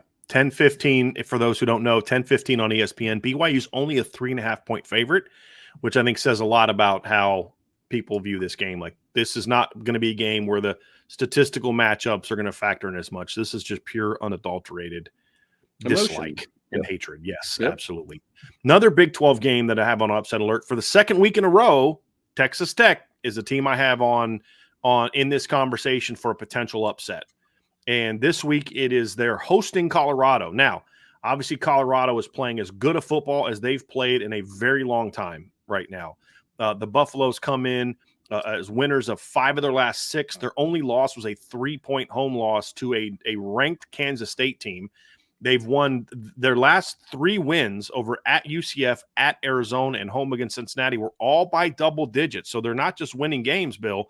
And actually 4 of their last 5 wins have been by double digits, including a Colorado State team who is sneakily having a good undefeated season in the Mountain West. They're 6-3 right now. They beat them 28-9 in a game where a lot of people thought Colorado State was the potential upset alert team, and that did not even come close to manifesting. Colorado's playing great football, but Texas Tech is a very dangerous team, Bill, and we've seen that all year. They can score. Their defense isn't very good, but they did make the stops last week. They beat Arizona on the road. They beat Cincinnati. They've beat Arizona State, all quality teams. They blew out a 5-3 North Texas team. They did get smacked by Washington State, and they got smacked at home by Baylor. And so they're kind of up and down, but this is a team that can score a lot of points, and it's going to be at home. They're having a ton of recruits on campus. This is a big game for Colorado. This is the first time Colorado's played a game where there's actually, in my opinion, some legitimate bona fide stakes in it. 4:00 on Fox. Colorado's a 4-point favorite, over under 62.5. I would probably take the over in this game. If I'm being honest, that's the one thing I feel good about. But I do think the Buffaloes are on upset alert. But if they can win this game, I think this officially announces that Colorado is a legit Big 12 title contender this season. Yep. This is the one they have. This is the toughest game in theory on their schedule, although I think the Utah game will be tricky for them too. the way that Utah plays, and then even Oklahoma State in a spoiler mode game at the end of the year. But I mean, Baron Morton, his home split, 16 touchdowns, 1 interception. Right there tells you they're going to be locked in at home, and they're going to score points, and Colorado's going to have to match it. And does Texas Tech have the things in the back end necessary to stop Travis Hunter and Horn and all these receivers? Probably not. But, it is a road environment, and Joey McGuire's 2-1 straight up as home underdog. So this is could be, and I kind of earmarked it as, I think this will be the most entertaining game of the day. I don't know who will win. I picked Colorado because it's easy, but I think that has the potential to be the most entertaining game in terms of if you like shootouts and high scoring and the over, like you said.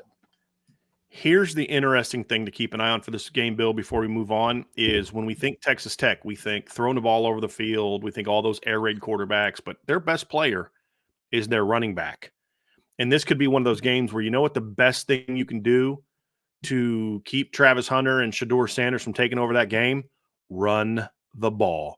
I think I saw something the other day, but there's only 2 running backs that have gained 100 yards in every game they've played this year. Ashton Jonty is one of them. But everybody knows that one. The other one, Taj Brooks from Texas Tech. That is one way you can keep them off the field and help your offenses to eat up clock to where you maybe limit their possessions a little bit. I don't know if Texas Tech has that in them, but getting that run game going against a Colorado team that's improved against the run, but still not real good at it. So that's going to be the matchup to watch in that game. Few other interesting games this weekend, Bill. South Carolina at Vanderbilt. I have a feeling that the winner of this game jumps into the top 25 next week of the college football playoff rankings if there's somebody in the final 6 or 7 that loses.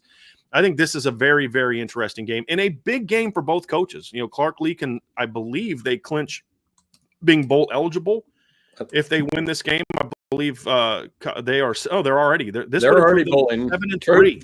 Troche would be disappointed, but no, he let me know that first thing when the gun went off against Auburn last week. So they are definitely bowl eligible. So 6-3, and they've got LSU and Tennessee coming up afterwards. I think this is a big game for Vanderbilt because I have a bad feeling if you lose this game, you're going to lose your next 2, and all of a sudden a once promising season looks 6-6, which is still good for Vanderbilt. But I think this is a big game for them, Bill, and also a big game for South Carolina because the one thing about South Carolina is at times this team looks really good, and then the next week they just kind of don't. At times, and so like a playoff team, 9-win. Think about it, playoff team. We talked about that Tuesday night. They've won. I didn't realize this. I'm starting to regret my pick. They've won 15 in a row in a series. So you said it for Vanderbilt. If they can get the first win in a long time, 47-6 last year, South Carolina won this game. Completely different Vanderbilt team, though. Another one. This is like the 4th string SEC game. And it should be a good game. I think it's close. Yeah. I do think Vanderbilt wins. I picked Vanderbilt to win. I'm regretting it a little bit, but I picked it. I think to your point, Bill, you need to throw out what has happened in the past out the window with this Vanderbilt team. We haven't seen a Vanderbilt team like this. Because remember when James Franklin was winning all those games at Vanderbilt, they played. It was when the East was down and they beat 0 top 25 teams during that stretch. This team has already shown that they can beat good teams, right? I mean, Virginia Tech, Alabama, they took Texas down to the wire. This is a completely different Vanderbilt team. I also think this is an improved South Carolina team because they're not winning with scoring a ton of points. They're actually pretty good on defense right now when they want to be, which is going to make this matchup interesting. Michigan at number 9, Indiana, Bill. I point out this game because obviously Indiana's got Ohio State coming up. They're a 14-point favorite. It's going to be 3:30 on CBS. Is this a potential game where Michigan overlooks or Indiana overlooks Michigan to Ohio State? Does Michigan have enough offense to be able to stay in this game, or does Indiana sort of cement itself as a legitimate contender? Because I think there's still some people that look at them and say, well, they haven't beat anybody any good. And not that Michigan's a great football team, but, Michigan did beat Michigan State recently, and they still have NFL talent. They still have a very good defensive line. I think this is probably going to be the best test, the biggest test that the Indiana offensive line has faced all season, certainly. Thoughts on this game, Bill? They can't overlook Michigan. You can't overlook a school you've only beat twice since 1987. I mean, through the Troche trivia question out this morning, I gave him one. I said, when they beat them in 2020, obviously with Michael Penix and took it to a really bad Michigan team, and I think they're going to do the same here. But you have to go all the way back to 1987 when Ernie Jones and Anthony Thompson were on the team. And I know those guys because I played a lot of Super Tecmo Bowl, but a lot of people might not know those guys. It's hard. I mean, this is their toughest game so far. You'll get a clue about how they do against a real defense, even if Will Johnson isn't on the field. And then offensively, Michigan is painful because I can call all the plays. I know exactly what they're going to run. Like, I know at least in terms of run pass, their sequence every series. I'm like, all right, here comes an incomplete pass. You're behind the chains, run, third down incompletion, punt. And you can go look at their game log against Oregon. It's pretty the play calling's overly predictable. Maybe they let it hang out a little bit against Indiana and give them a test, but I mean, Indiana just keeps drubbing people. Why would you go against that trend? Right. When they're the better football team. Yes. That's where I'm at. I don't know that Michigan's secondary, especially if Will Johnson doesn't play, can really keep this offense in check, but we'll see how it goes. And then Curtis Work, I thought, came back and played really well last week. Here's another intriguing game, Bill. Clemson at Virginia Tech. I think this is a big game for Virginia Tech. They got to salvage their season. Blowing that game last week against Syracuse really stung. My bigger thought is, how does Clemson respond from what happened to them last week? And if they don't respond well, could this be sort of the beginning of the end of Dabo Swinney having Clemson as a legitimate, like, top level team? Well, I thought he was right when he said last week was an anomaly because you can't explain it, like, statistically. Be like, how that happened? They couldn't stop the run. They weren't even close. Louisville kind of just took it to them, and I kind of agree with him. Now maybe it's they haven't played a good team. I think you said that Tuesday. I've heard that at least once this week. They haven't. It's the only team with a winning record they've beat is NC State, who at the time was playing really bad football. Right. So they beat a bunch of bad teams and kind of pumped up that offense doing that. But I still think he's kind of right. And, a little bit of desperation here on the road. Yeah, they're playing a team that can run the football a little bit, but I'm going to believe in Clemson here. I think they can go on the road because Virginia Tech's lost a lot of close games, but the bottom line is they lost the games. So you got to be able to finish. They are at home. I like if Kyron Drones plays, Bashul Tootin, really good running back. So they'll test Clemson, but Clemson will test them back with their running game as well. Yeah. Here's the thing for me is this, because as I said, a loss here, I think puts Clemson in a really bad spot where I don't know how they're going to recover, because I think it tells us that they're just not a very good football team. And, that would give them their third loss. They got to go to Pitt next weekend. They still have a home game against South Carolina, which right now is not looking great for them, the way that South Carolina is playing compared to. Now all of a sudden you're looking at another 4 or 5 loss season if they don't rally from last week. What I think, Coach, what I heard from him, Bill, is exactly what I heard from him after the Notre Dame game in 2022. And we kind of had similar conversations, a lot of us at that time. Is this, is Clemson done? That, the way that they finished in 2021 and 10-3 and not a great team. And then, they don't really beat anybody. And then Notre Dame just annihilates them. Maybe they're done. And then the next week they went out and beat Louisville 31-16. And then they went and beat Miami 40-10 week after that. Right. So they did bounce back, and, the season didn't end great, but they showed, hey, we're still a pretty good team. And, but I feel like another late season collapse this year is potentially there if they don't bounce back in this game. So I think this is huge for Clemson. Yeah, they need it because I think they're going to be blocked out of the ACC championship game too. Because I don't think Miami's going to lose. Maybe Georgia Tech hangs. Nah, they might, but I don't. We'll get to that one. We'll get to that one. I don't know that Miami's going to lose, and I don't know that SMU is going to lose. If you look at, and I feel more confident saying SMU doesn't lose because if they've got the two schedules, SMU's schedules 2 at home. They're not losing at home. They've already played their toughest part of their schedule, Bill. Right. They've already through it in the ACC. They should be undefeated, and they should be one of the 12 teams in right now. But they're not. But I think that's your ACC championship game. And Clemson, now you got to think, okay, now we got to go 10-2. We can sell the Georgia loss. We can kind of sell the Louisville loss. I think Louisville's a good football team. Not a great one. It's a good one. and maybe market themselves as a 10. I just don't know that an at-large 2-loss ACC team that doesn't play in the conference championship game gets in. And then, quite frankly, I don't know if they're beating South Carolina right now. Yeah, and that's kind of what I was getting at earlier. I can see a couple potential losses on their schedule if they don't win this game. Reality is, Bill, they are out of the college football playoff unless they win the ACC. Like, they're not going to get it 10-2 with no good wins. They will have played 2 good teams all year, and 3 good teams all year, and you got lost in 2 of them in non-competitive games. They have to win out to have a shot and hope that somebody else loses.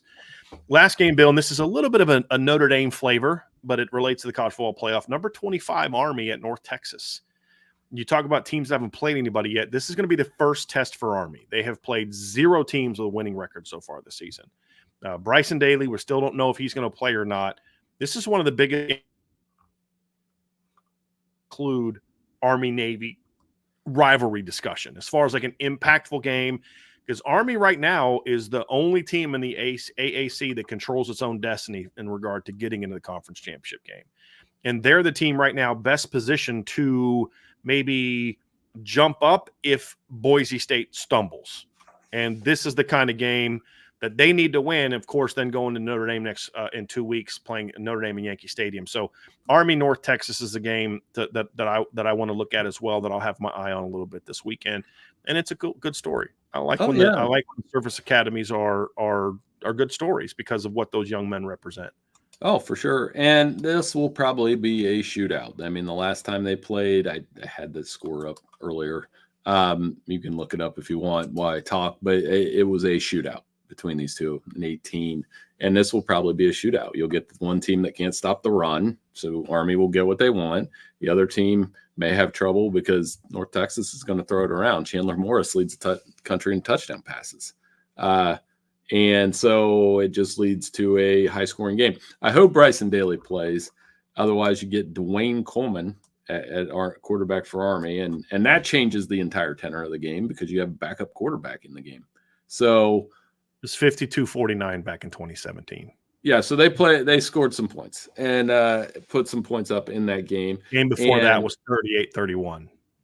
And that's what I think this game will be. I like Army to win. I think if you're a Notre Dame guy, obviously you want Army to win this game and build that stage up so it's a really fun game. And they are a quirk in the college football playoff picture because of that Navy thing hanging at the end of the year. Yep. Committee didn't think about that one. And it's just so dismissive to say, Navy or Army couldn't win the American Athletic Conference. I mean, come on, both of those teams have been competitive for years. Yep. Well, yeah, Navy's played in the AAC title game, I think, twice in the last decade, right? So That's an interesting aspect of it. So, Bill, those are sort of the some of the more intriguing games of the weekend that I think show that this is a good slate of football. And there's several other games we could have, found reasons to talk about. How does Iowa State bounce back? Are they going to be able to stay in it? Florida versus Texas is going to be an intriguing game. Florida's been playing teams tough lately, even though they keep losing. There's other games to look at. That we could have talked about, but I think those are some of the more interesting and intriguing games of the weekend. So let's get into the sort of the big three, Bill, and we'll start off with an ACC game. Excuse me. It's going to be at noon in Bobby Dodd Stadium in Atlanta, and that is a game between number 4 Miami at Georgia Tech. Miami is an 11-point favorite in this game, 63.5 point over/under. And Bill, this is an interesting game because obviously you look at Miami, and right now Miami's not. I mean, they're winning, and they're winning relatively convincingly in recent weeks. Whereas earlier in the year they were kind of skating by teams. Their last 2 games have been a little bit more convincing. Duke was a competitive game for a while, but Miami kind of poured it on in the fourth quarter. But this is still a Miami team with a defense that is not good. They've given up at least 31 points in 4 of their last 5 games against a Georgia Tech team who has been struggling a little bit offensively because their quarterback is out. But I believe Haynes King is playing this weekend. I'm going to have to check on that while we're talking. I thought I saw. I've seen conflicting reports. Yeah. So they're hopeful he's going to play. If he plays, this is a completely different football game. That's what this one really comes down to. If Haynes King plays, this is a different football game. The thing about Georgia Tech is if he also plays, Bill, they're not going to be intimidated by Miami because they just played Miami a year ago at Miami and beat them. And so that adds a confidence is an important thing to this, Bill. But this is also a chance for Miami, I think, to make a statement that if they're going to get in, if they drop a game, whether it's a regular season game, and well, actually, it doesn't matter. If it could just be the AACC title game, because Miami's not going to have a real impressive resume outside of Louisville. And they're going to need games like this where they not only win, but win convincingly. Because the committee has always shown that it's not just winning and losing. It's also, okay, are you playing really good football? And as far as like positioning for what their seeding is going to be when it's all said and done. So I think this is a more intriguing game than maybe some people are giving it credit for if Haynes King plays in this game. And that's really the key about this matchup. Yeah, and I think it's okay to say, hey, you know what? Miami's good. People won't do this. Like, they score more points than anybody else. They can just I know they give up points, and then I think we over exaggerate. They have a lot of points. They're the best offense in the country. So, like, the only team to hold them to less than 500 yards this season was Florida State in a rivalry game, where Miami was just happy to get in, get out there at the end of the game, or they probably could have put up 500 yards. They give up some points. They have some like highly viral turnovers that are, like Cam Ward might throw a very bad pass across the field for a pick. They've had some of that. They've been gifted some things by the refs. I still think they're just a very good football team that if you're playing a team that can get 500 yards of offense and has a guy that very much should be in the Heisman Trophy mix with Genty and Hunter, if this were an NFL team, we wouldn't care about the other team scoring. We'd just be like, yeah, they're really good on offense, and Cam Ward's NFL MVP and all that. I think they're going to win by a couple touchdowns because you mentioned, yes, they lost last year. How did they lose? Epically. It was the fumbled, didn't take any. I think everybody in that Miami locker room knows that they lost that game last year, that they won because they didn't kneel the football, and they're going to leave no doubt. Whether or not a lot of guys on the Miami team in that locker room weren't on the team last year, so I don't know how much they know about that game. I'm sure they know about it, though. I'm sure they've been told about it. They care. You know what I mean? Like, right? Yeah, fair. But I mean, they know what happened. Everybody knows. Yeah. Everybody with a smartphone knows what happened. And I think they leave no doubt win by a couple touchdowns. What's not being discussed in this game about this matchup, Bill, is yes, Miami has a very good offense. No doubt. They have done that against a lot of teams that aren't very good, if we're being honest. I mean, that's the thing that also needs to be considered is, yes, they're beating up on people, but they're not playing anybody that's really any good. Georgia Tech has been a pretty good defense this season. They held Louisville to 326 yards. They held Duke to 279 yards, Virginia Tech to 233 yards. And this is one of those games where they are a big physical team up front. If they can slow down the Miami run game and not let that, because when Miami is cooking, they're balanced, right? And they can run the ball. And if Cam Ward's off his game a little bit, they can just kind of go out there. Okay, let's run the ball. Let's relax, get some pressure off of him. And then he starts making plays off play action and cooking. And so that's going to be the thing for me is, can they slow down the Miami run game, which they've been pretty good at. Did a pretty decent job against Notre Dame against their run game. And really, they're the only defense to do anything to kind of keep Notre Dame in check since the Northern Illinois game, because Notre Dame only scored 24 offensive points in that game, and Notre Dame's been scoring over 40 points a game since the Northern Illinois game. And in between that Georgia Tech game, where Notre Dame only scored 24 offensive points, they scored 49 against Stanford and 51 against Navy. So that's the intriguing part of this matchup, is that Georgia Tech defense against Miami. But that's why Haynes King needs to play, because if he doesn't play, it doesn't matter. They could hold Miami to under 30 points and still lose by 2 touchdowns, because their offense just can't move the ball without Haynes King at quarterback. They're just not able to move the ball. So that's going to be an intriguing part of this game as well. As far as the turnovers, Bill, I mean, I'm not the biggest Cam Ward guy, but the reality of the turnovers is you just have to – we heard the same stuff in 2017 with Deshaun Watson all year, but he turns the ball over too much. And Dabo said it then, and it's the same. You have to take that. You have to live with that, because if you eliminate that, then you eliminate his style of play, which then leads to so many of the big plays that he makes. Right. You have to just kind of accept it and say, this is part of who he is, and he makes a way more of the good plays than he does of those bad plays. And that's the same thing that Dabo said about Deshaun in 2017 or 16 when he threw 17 picks And Dabo was like, I don't care. Do you see the plays that he made? Yeah, he threw 3 picks in that game, but he had 6 touchdowns. I can live with that. I know Dabo didn't love it, but you live with it because in order to take the bad away, then you also got to take some of that good away. And you don't want Cam Ward to just be sitting in the pocket, just, being a robot back there. You have to kind of live with that. That's the one thing that I think can hurt them against better teams, but you kind of just have to live with, because the only chance they have against better teams is when he's playing. He's like Riley Leonard. I said one of my issues early in the year with Riley Leonard was they were not letting Riley Leonard play street ball. You brought in a street baller and you're not letting him play street ball. And Right. I think Cam Ward's some of that too, right? Like, yes, 100%. you got to let him play street ball a little bit and live with that to a degree. Even when he makes the mistakes, I mean, he's the same guy that led that Cal comeback. He's the same guy that they kind of flow off him, and a lot gets made about his body language during games where it's almost too cool for school. And does he care? But yeah, he obviously cares. And I just see this one as another opportunity for them to get one step closer to the ACC championship game.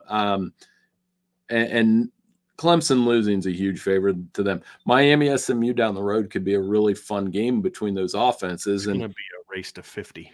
Yes, but I just think we're undervaluing a team that if you have to play them, you have to play them for a lot. It's not just him. Their running game's good. Their receivers are good. They score a ton of points, and whenever you have a team that can score a ton of points and has that much talent on its roster, you can lose pretty quick. We'll see how it goes when they play a good team, but I don't disagree with you at all. That's the only pushback I have is let's see them play a good team, and they haven't done that yet. What's your prediction for this game, Bill? I put 34-21, which is right on where the original line was. It's bumped down to 11.5. When a line bumps down that much, I almost think, all right, there's either a injury that's factoring it, which there's not. I guess Haynes King is, and if maybe they're thinking he is going to play. Or that they're just right in the first place and Miami wins by a couple touchdowns. And I'm going to go with that line of thinking here and think the Hurricanes win 34-21. If it's about Haynes King and he plays, I can understand the line going way down because they will score on Miami if he plays. If he's healthy and he plays, they'll score on Miami because everybody scores on Miami. And this is the best defense they've played in a while. And that's the thing is if they come out and they put up a lot of points on this defense, and I'll say, okay, I have some respect for that because this is a quality defense. I've seen, in person what this defense can do. I have 2 predictions, Bill. One is without Haynes King. If that's the case, it's 38-13. I think if Haynes King doesn't play, this game is a rout because Georgia Tech won't be able to move the ball on them. If he plays, I have Miami winning 35-27. I do think it'll be a competitive game because again, I mean that's what we've seen from Miami, right? I mean, yes, they beat Duke last week by 22. That game was way closer than that. They beat Louisville by a touchdown. They beat Cal by a point. They beat Virginia Tech by 4 points. So they've played 4 of the last 5 games have been competitive until the final 5 minutes. And then Florida State even was 23-7 with 5 minutes left, and they put 2 touchdowns on the board late. So I think if he's healthy, I think this is a good game because I think this is a good Georgia Tech football team. And just it's played a really tough schedule.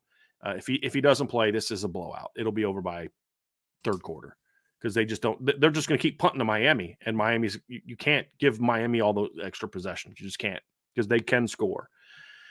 All right, Bill. So next game, let's talk about this one. Let's talk about Georgia, number 2 Georgia at number 16 Ole Miss. This has huge playoff ramifications, Bill. This game is going to be at 3:30 on ABC. Georgia's the number 3 team in the country. Ole Miss is number 16 team. Georgia is a 2.5-point road favorite over Ole Miss. Ole Miss is coming off an absolute beatdown at Arkansas, which is a game they desperately needed because they were on a 4-game stretch of games where they were just not playing great football, even in some of their wins. But this is a huge opportunity for Ole Miss to do 2 things, Bill. Number 1, prove that they are actually really good, and they're not just beating up on inferior opponents. They can string good games back to back, but this is their last chance to say we're a playoff team. If they lose this game, they're out. If they win this game, I think they might jump right into that mix where if they can run the table, they're in my opinion, because this will be a huge win for them. For Georgia, you're kind of I don't want to say you're fighting for your playoff life, but you're kind of fighting for your playoff life if you lose this game, because now you've got to go to Tennessee the next week, or you've got Tennessee come to town. So, and still got Georgia Tech left. I think this is a game where it's a statement opportunity for Georgia, or hey, if we don't win, we're out. If we win, we got a great shot to be a playoff team in Ole Miss, because their schedule to me is I don't want to say it's not soft, but it's with Florida. You have a bye at Florida, home against Mississippi State. You should be 10-2 at the end of the regular season. Well, and if they're 10-2 with a win over Georgia, they could be hard to keep out of the college football playoff. And their second loss would be on an overtime game to a good LSU team. Well, I see Tommy Guns in the comments is 40 minutes behind and called me Big Billy with the Big Ten logo, which is okay. He's smart. He Not nice, Tommy. I love it. Like, I'm going to get that tattooed across my chest now, and see if we can get all the letters across it. No regret. And he did put the B1G on there, which I love the best. This was a hard one to pick, Brian, because I don't know which Georgia team's coming out of the locker room. The one that come out against Florida, they'll get beat. Mm-hmm. Turning the ball over, not really running in, a couple injuries. Carson Beck looking erratic. They'll get beat, because every time I look at Ole Miss and their analytics and their stats, I'm like, how did these guys lose a game? You have the top most efficient passer in the conference. He's good. You got beat because of couple fourth down conversions that the Kentucky one in particular didn't go their way. That's what's going to haunt them the most. And when you said that, you're right, because let's say they win, they're at 16 now. They're jumping the LSU Alabama loser. They're jumping A&M. They're probably jumping SMU and Boise. So they're sitting at like 11 or 12, depending on who else loses this weekend. They're jumping A&M for now. I think they would then need if A&M beats Texas at the end of the regular season. Well, there you go. Yeah, fair. And they're going to fall behind A&M. But I think then in that case we'd be arguing both of them are going to get in. Correct. At that. But I can't pick against Georgia here because of the big game thing. I feel like this is the same conversation I had or would have had with you if I didn't have a work meeting last week about Penn State and Ohio State and well, James we Franklin. did have it with Texas and Georgia though, Bill. That's same exactly deal. The point you made against Georgia and Texas. Same thing. Is if Georgia comes out angry and is winning up front and just dominates, they crushed Ole Miss last year, and venue doesn't matter when they're on. So it's really hard for me to pick against Georgia, but with the understanding that, man, they have some flaws that they're just really tough for me to figure out, because there's spurts where they look like the national champion, and there's spurts like they look like what you were just talking about, where they would have to struggle just to get in the playoff, because if they lose this game, the pressure's on. Tennessee's a good football team. Bill, what's your prediction? What did I put? I just had it here and now I can't find it. I do have Georgia winning the game. Let me pull up this final score real quick. Why don't I have that written down? I think they'll win the game. I can't again pick against them. I on the road, tough game. I do think it's going to be tight. Let me get you an exact final score here. I had 30-20. And okay. I actually like that one. I know how trendy Ole Miss is going to be as an upset here, but I'm going to go with Georgia to win the game and win close. And I remember a couple weeks ago when I said we could have a day where Alabama and Georgia lose on the same day. I need to go look that up to see when the last time it happened was, because we thought it might have been a couple weeks ago, but Georgia ruined that. They ended up beating Texas, and I think they're going to ruin it again here. There's two ways I look at this game, Bill. One is as just pure analysis, just watching these two teams on film, looking at statistics and saying, well, this is a really good Ole Miss front seven. And this is a surprisingly good Ole Miss defense. And this is a team that can throw, when they're on, can throw the ball really effectively. And Ole Miss forces a lot of turnovers. Ole Miss has forced at least 2 turnovers in every game but 2. One of those was the Kentucky game, and then the other one was against Furman at the beginning of the season. And Georgia is a team that turns the ball over a lot. Their quarterback just flat out turns the ball over a lot, and is a kid that has 11 interceptions on the season. And you look at that secondary, which is still not very good, Bill. It's just not a good secondary. And I watched them barely beat a very mediocre Florida team who was playing their third quarterback last week. Like that's the way that I look at this game. It just from an analysis standpoint and say, you're playing a team in Ole Miss that can score. You're playing a team in Ole Miss that can throw it really well when they're on. You're playing an Ole Miss team that has a surprisingly good defense.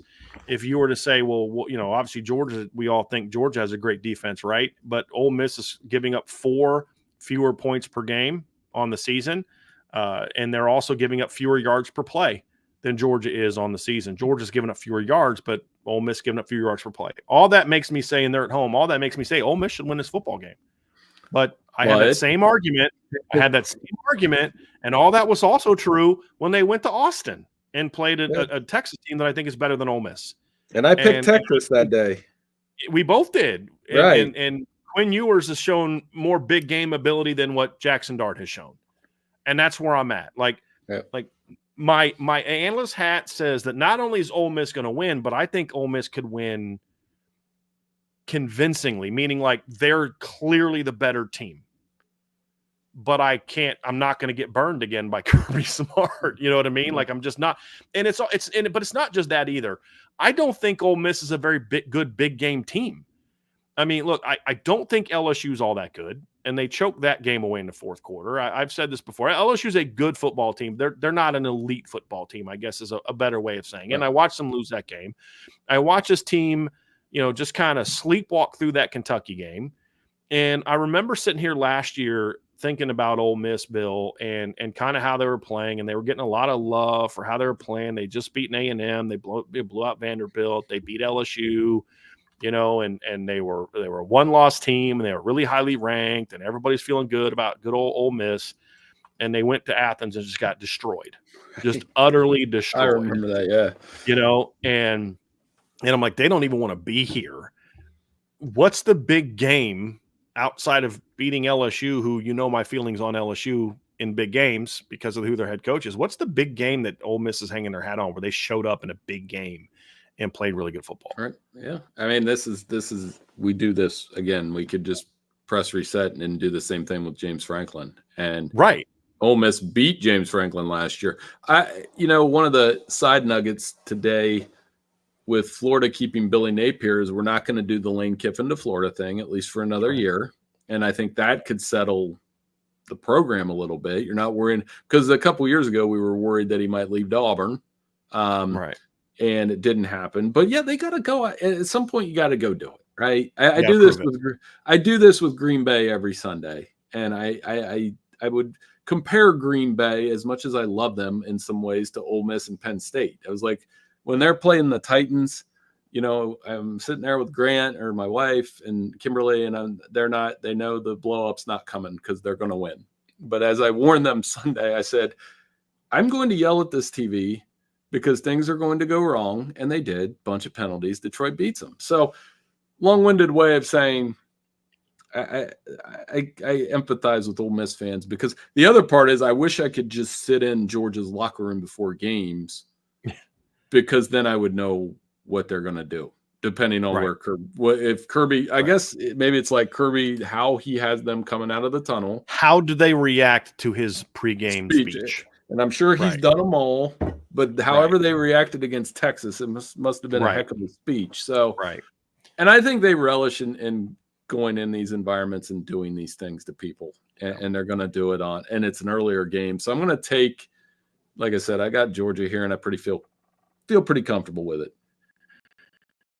They have looked like a mediocre football team in all but 2.5 of their games this year. Yep. Second half against Bama, Clemson, and Texas. Does this qualify as one of those games? I think it absolutely is. It does. Yeah, so that's why I think they're going to come out and play. Exactly. They've shown it. Ole Miss hasn't. Ole Miss should win this football game. If we're just take off all the outside context and all the things you and I just said, Ole Miss should win this football game. They're the better team. They match up very well against Ole Miss. They're at home. That should. But they got to prove to me they can.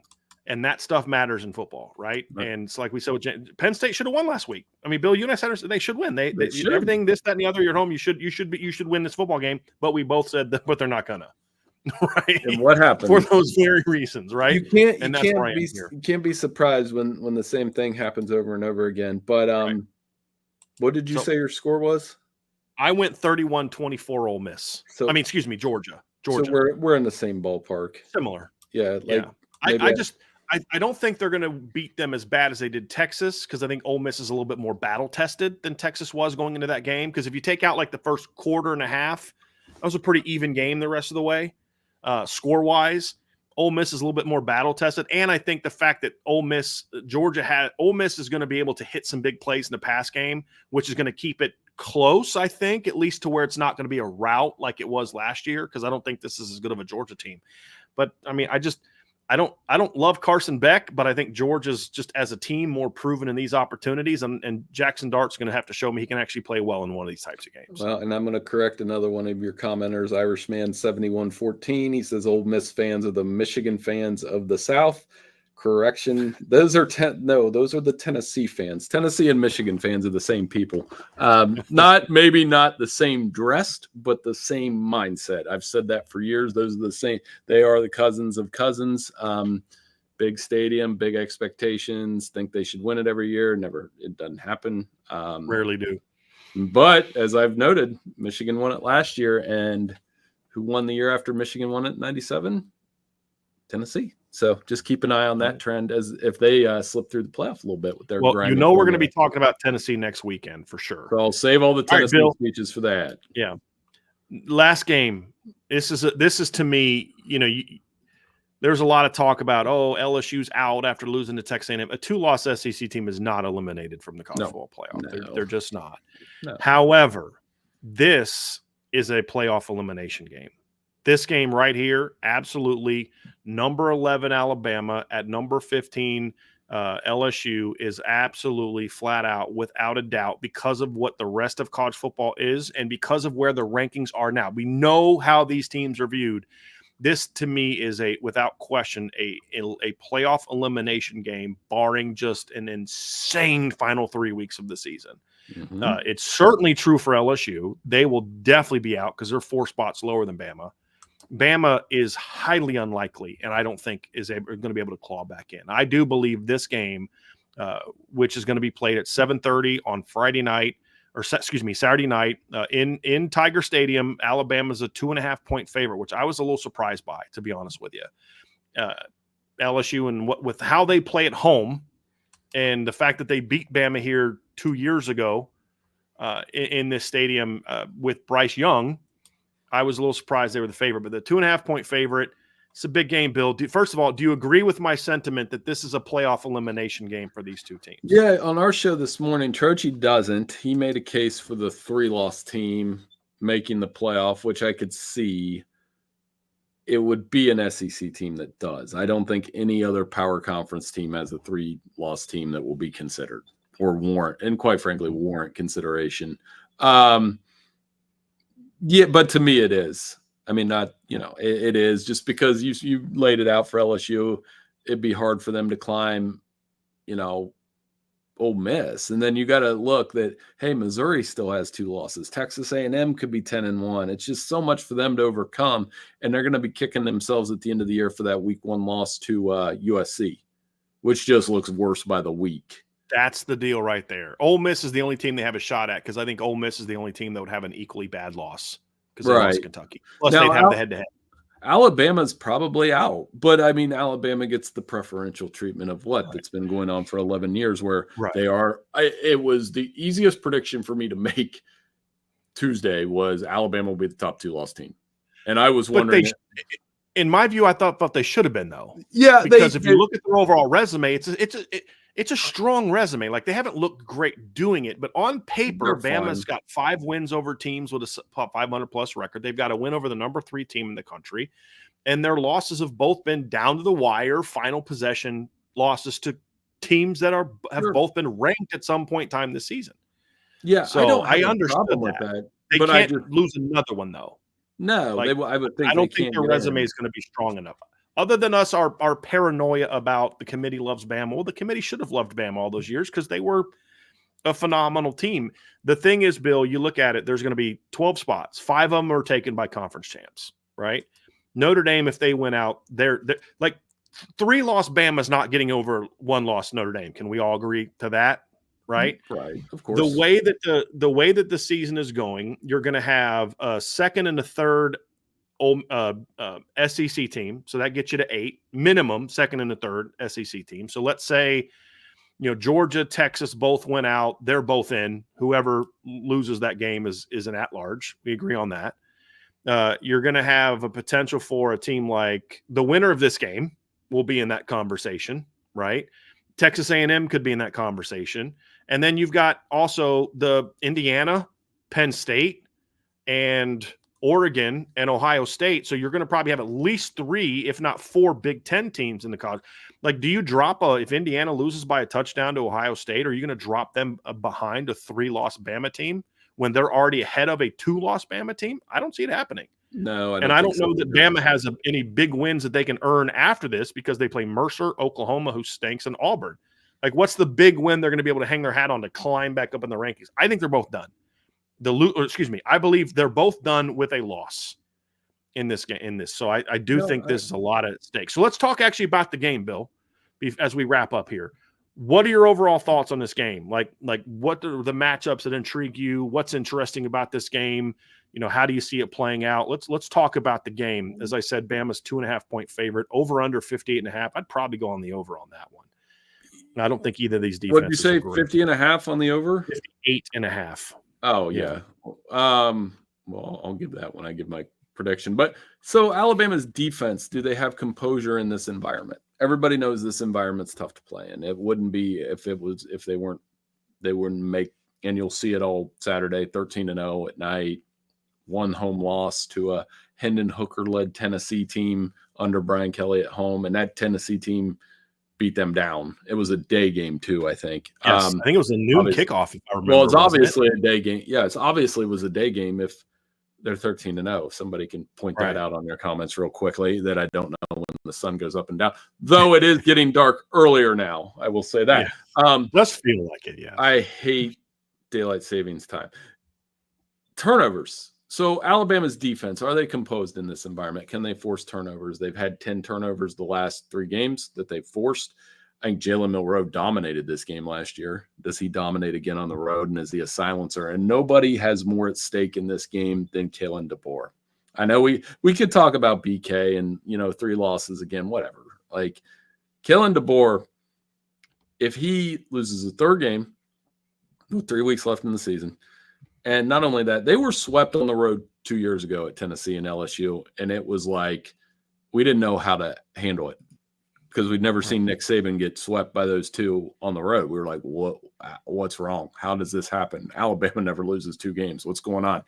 If Kalen DeBoer does that in year 1, then you can set these. I said this before the season. I said the games he's going to get judged on aren't necessarily Georgia and Auburn. I said it'll be Tennessee and LSU, right? Because Nick Saban just dominated those games. Nick Saban was 6-2 at Tiger Stadium, 6-2. That is harder than hell to do. And if they lose this one, what do you say? I guess the other end, I'll let you do the LSU side of it, but I think for Alabama, I just don't see anybody having more pressure in this environment in this moment than Kalen DeBoer, who will get destroyed if they lose a 3rd game. Yeah, he will, and Brian Kelly will catch a lot of heat for losing the 3rd game as well. Here, let's take our anti-Brian Kelly hats off for a second, Notre Dame fans, and let's talk about this as a football matchup. Brian Kelly struggles in big games, but Brian Kelly at LSU has not struggled in big games at home in regard to winning them. And we just saw this a few weeks ago against Ole Miss. I mean, Ole Miss literally led the entire game, but LSU kept battling. They kept competing. They kept, they stayed in it. And this is a far better – this is not a great defense by any stretch, Bill. It's still a pretty average LSU defense. But you know what's different about this one than the last 2? They compete. Mm-hmm. This group competes. They will scrap. They will fight. They will claw. They at least are – they're clearly coached better by Bryce Baker than they were the last couple of seasons. And so I think that's a big part of where I see this matchup is I think this LSU team is built better on that side of the ball than the one that they played Bama the last 2 years. However, LSU got smacked by Bama last year. It's close early, but Bama pulled away. And they needed a final 2-point conversion with no time on the, or was like, 3 seconds left on the clock to beat a Jaden Daniels, Malik Neighbors led team 2 years ago at home. This is not as good of an offense as the one that we have seen from LSU the last couple of years. So what it comes down to for me is Brian Kelly's going to have to do something in this game that they have just not shown a lot of a willingness to do. And that is they're going to have to try to be more balanced in this football game. This is not a great Alabama run defense. It's just not. They shut Missouri's pass game down last week. I thought they did a pretty decent job against Tennessee's pass game the week before, but where they're vulnerable is teams that can run the football. They're going to have to, if they're just going to sit back all day and have Garrett Nussmeier throw the ball all around, they'll make some plays, but he'll do what he does every game. It'll be inefficient because he'll have to throw the ball 45, 50 times. He'll have some bad turnovers, and you do not want to do that. And here's the big thing. What is the one thing that that LSU has struggled with consistently this season, and you could even go to the last couple seasons? Mobile quarterbacks. They literally had college football convinced that Marcel Reed was a good quarterback.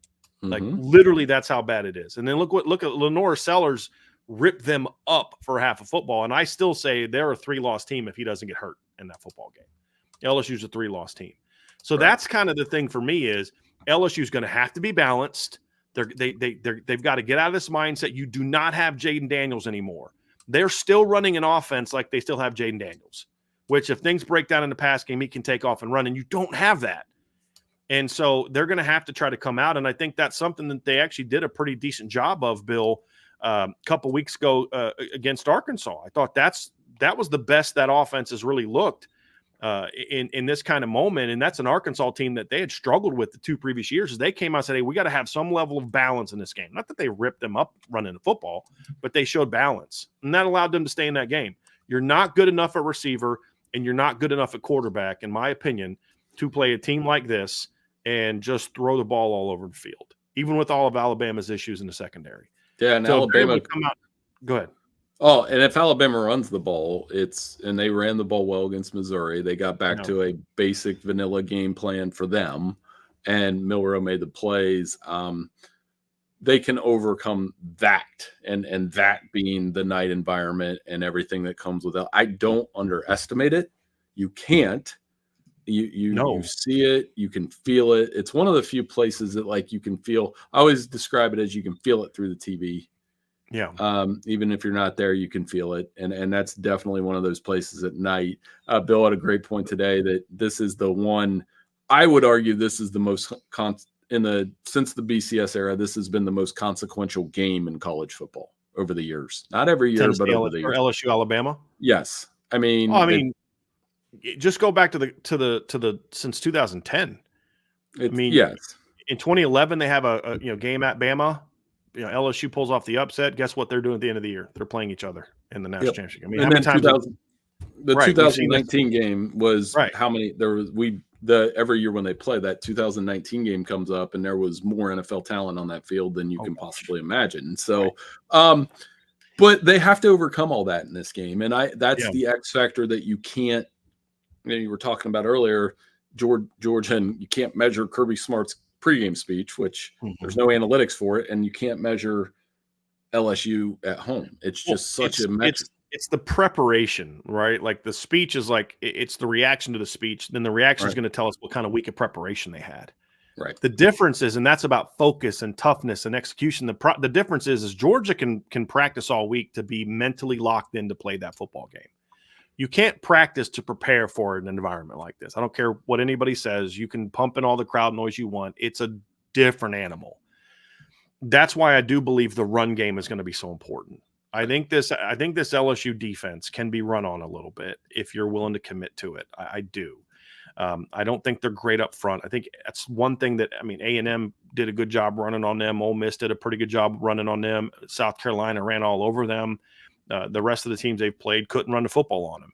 And when you look at Alabama this season, when they've run the ball well, they win. Yep. I mean, they were scoring over 40 points a game the first 4 games of the year. They ran for 334, 199, 181, and 173 against Georgia. They won last week in a blowout against Missouri and won 34-0, and they ran for 271. And then in between there, they lost to Vanderbilt, they lost to Tennessee, and they struggled with South Carolina. They ran for 84, 104, and 75. Like, that's the thing is, I think Kalen DeBoer is a phenomenal coach, but you have to coach the team you have, not the team you want. Right. And right now, the team you have has some talented backs that are physical and a big, slow, but physical offensive line. And you've got to coach to that. And that's also one of the best ways to keep a crowd out of a game. Go on a nice 12-play drive where you just run the ball down their throat and you punch that sucker in the end zone, and they haven't had anything to cheer about in about like 12 to 15 real minutes of time. You know what I mean? That's going to be a big key. And then the other one is going to be, as I said, is LSU able to hit some big plays in the passing game? That's going to be an absolute must in this game. And that's what kept them in. I mean, that's really what kept them in the Georgia game, is like they were, or the A&M game. I didn't think they played as well in the first half as some people thought they did. I thought they just hit a couple big plays in the pass game that let them, get some points, but they weren't consistently moving the ball on LSU or on Texas A&M. And once Texas A&M eliminated those big pass plays, they could do nothing against Texas A&M.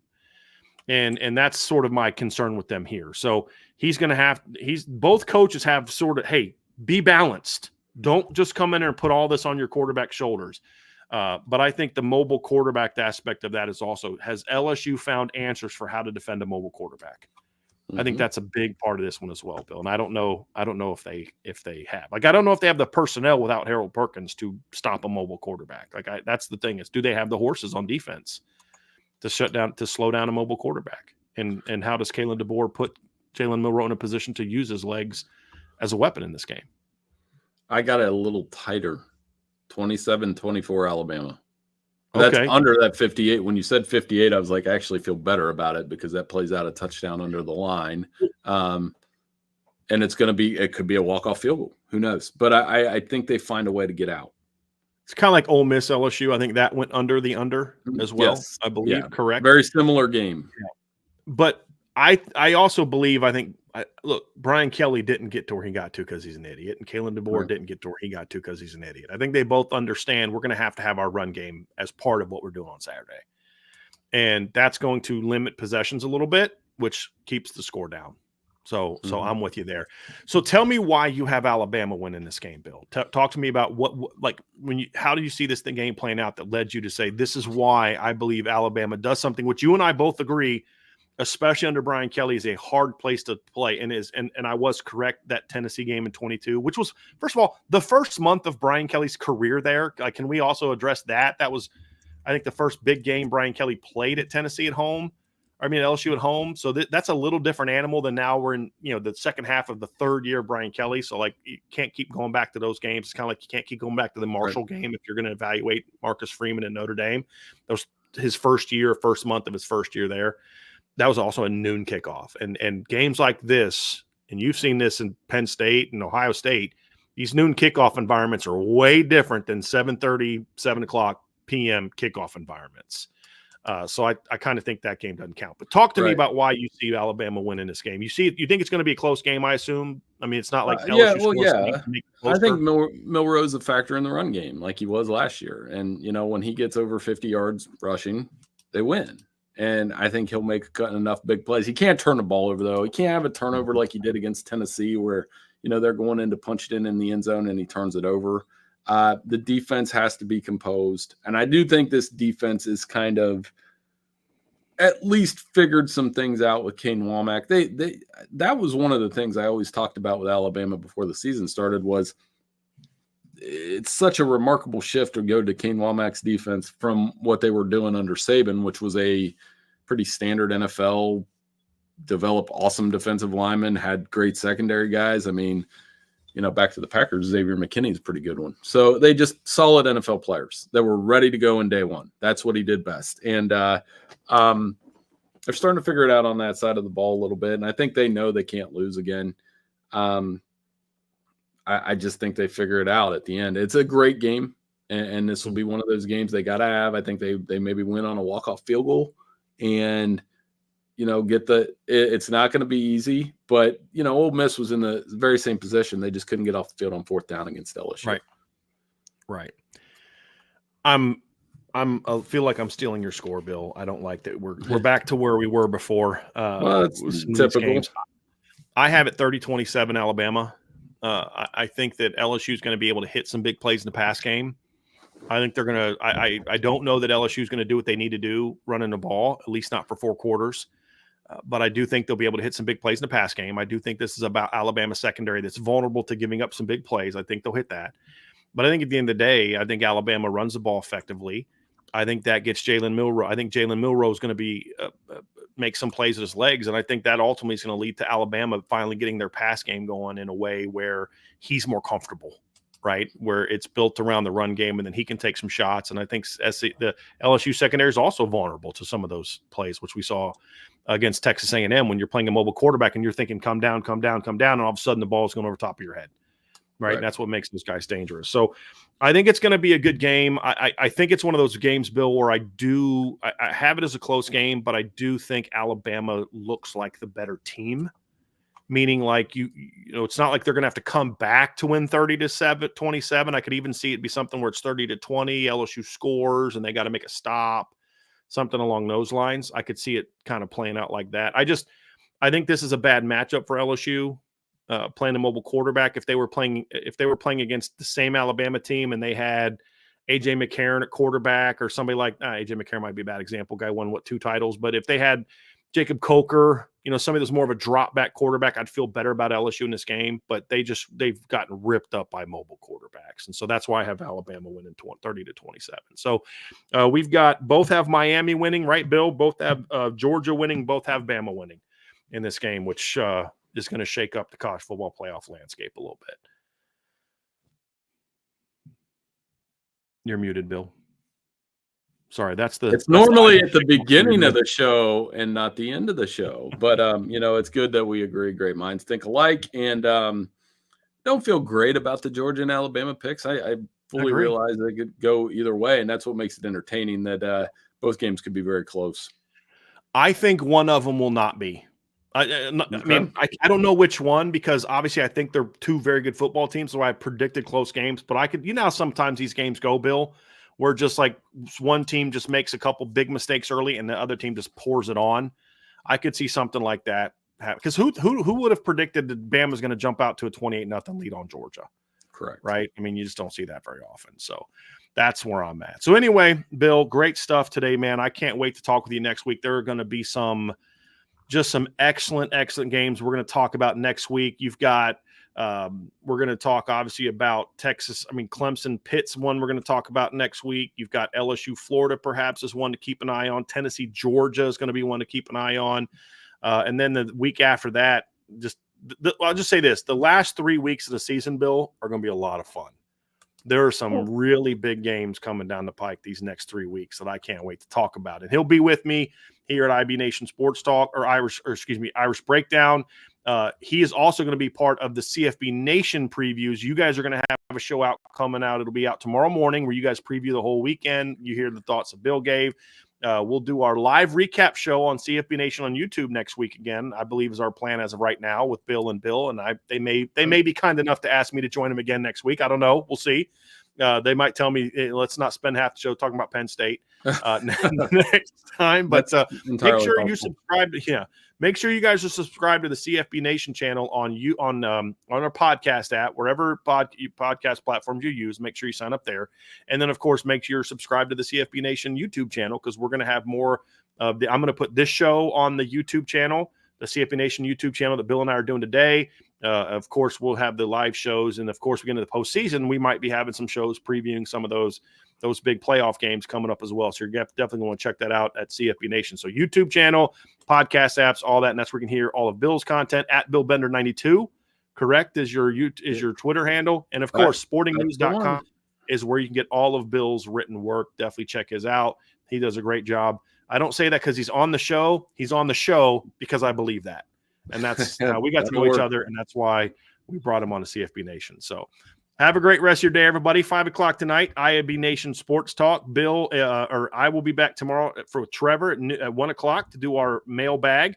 And, of course, Saturday, 7:30, Notre Dame, Florida State, which will be one of many, many, many games. Bill, you might have to send me some updates because I'm during the game. Keep me on track of what's going on in some of those big games because I'll be a little occupied watching Notre Dame and Florida State. So maybe it's over close enough to being a blowout at halftime. I can enjoy a little bit of the second half of one of those games. So anyway, for Bill, I'm Brian. Have a great rest of your day, everybody. We'll see y'all again here very soon on the Irish Breakdown Podcast.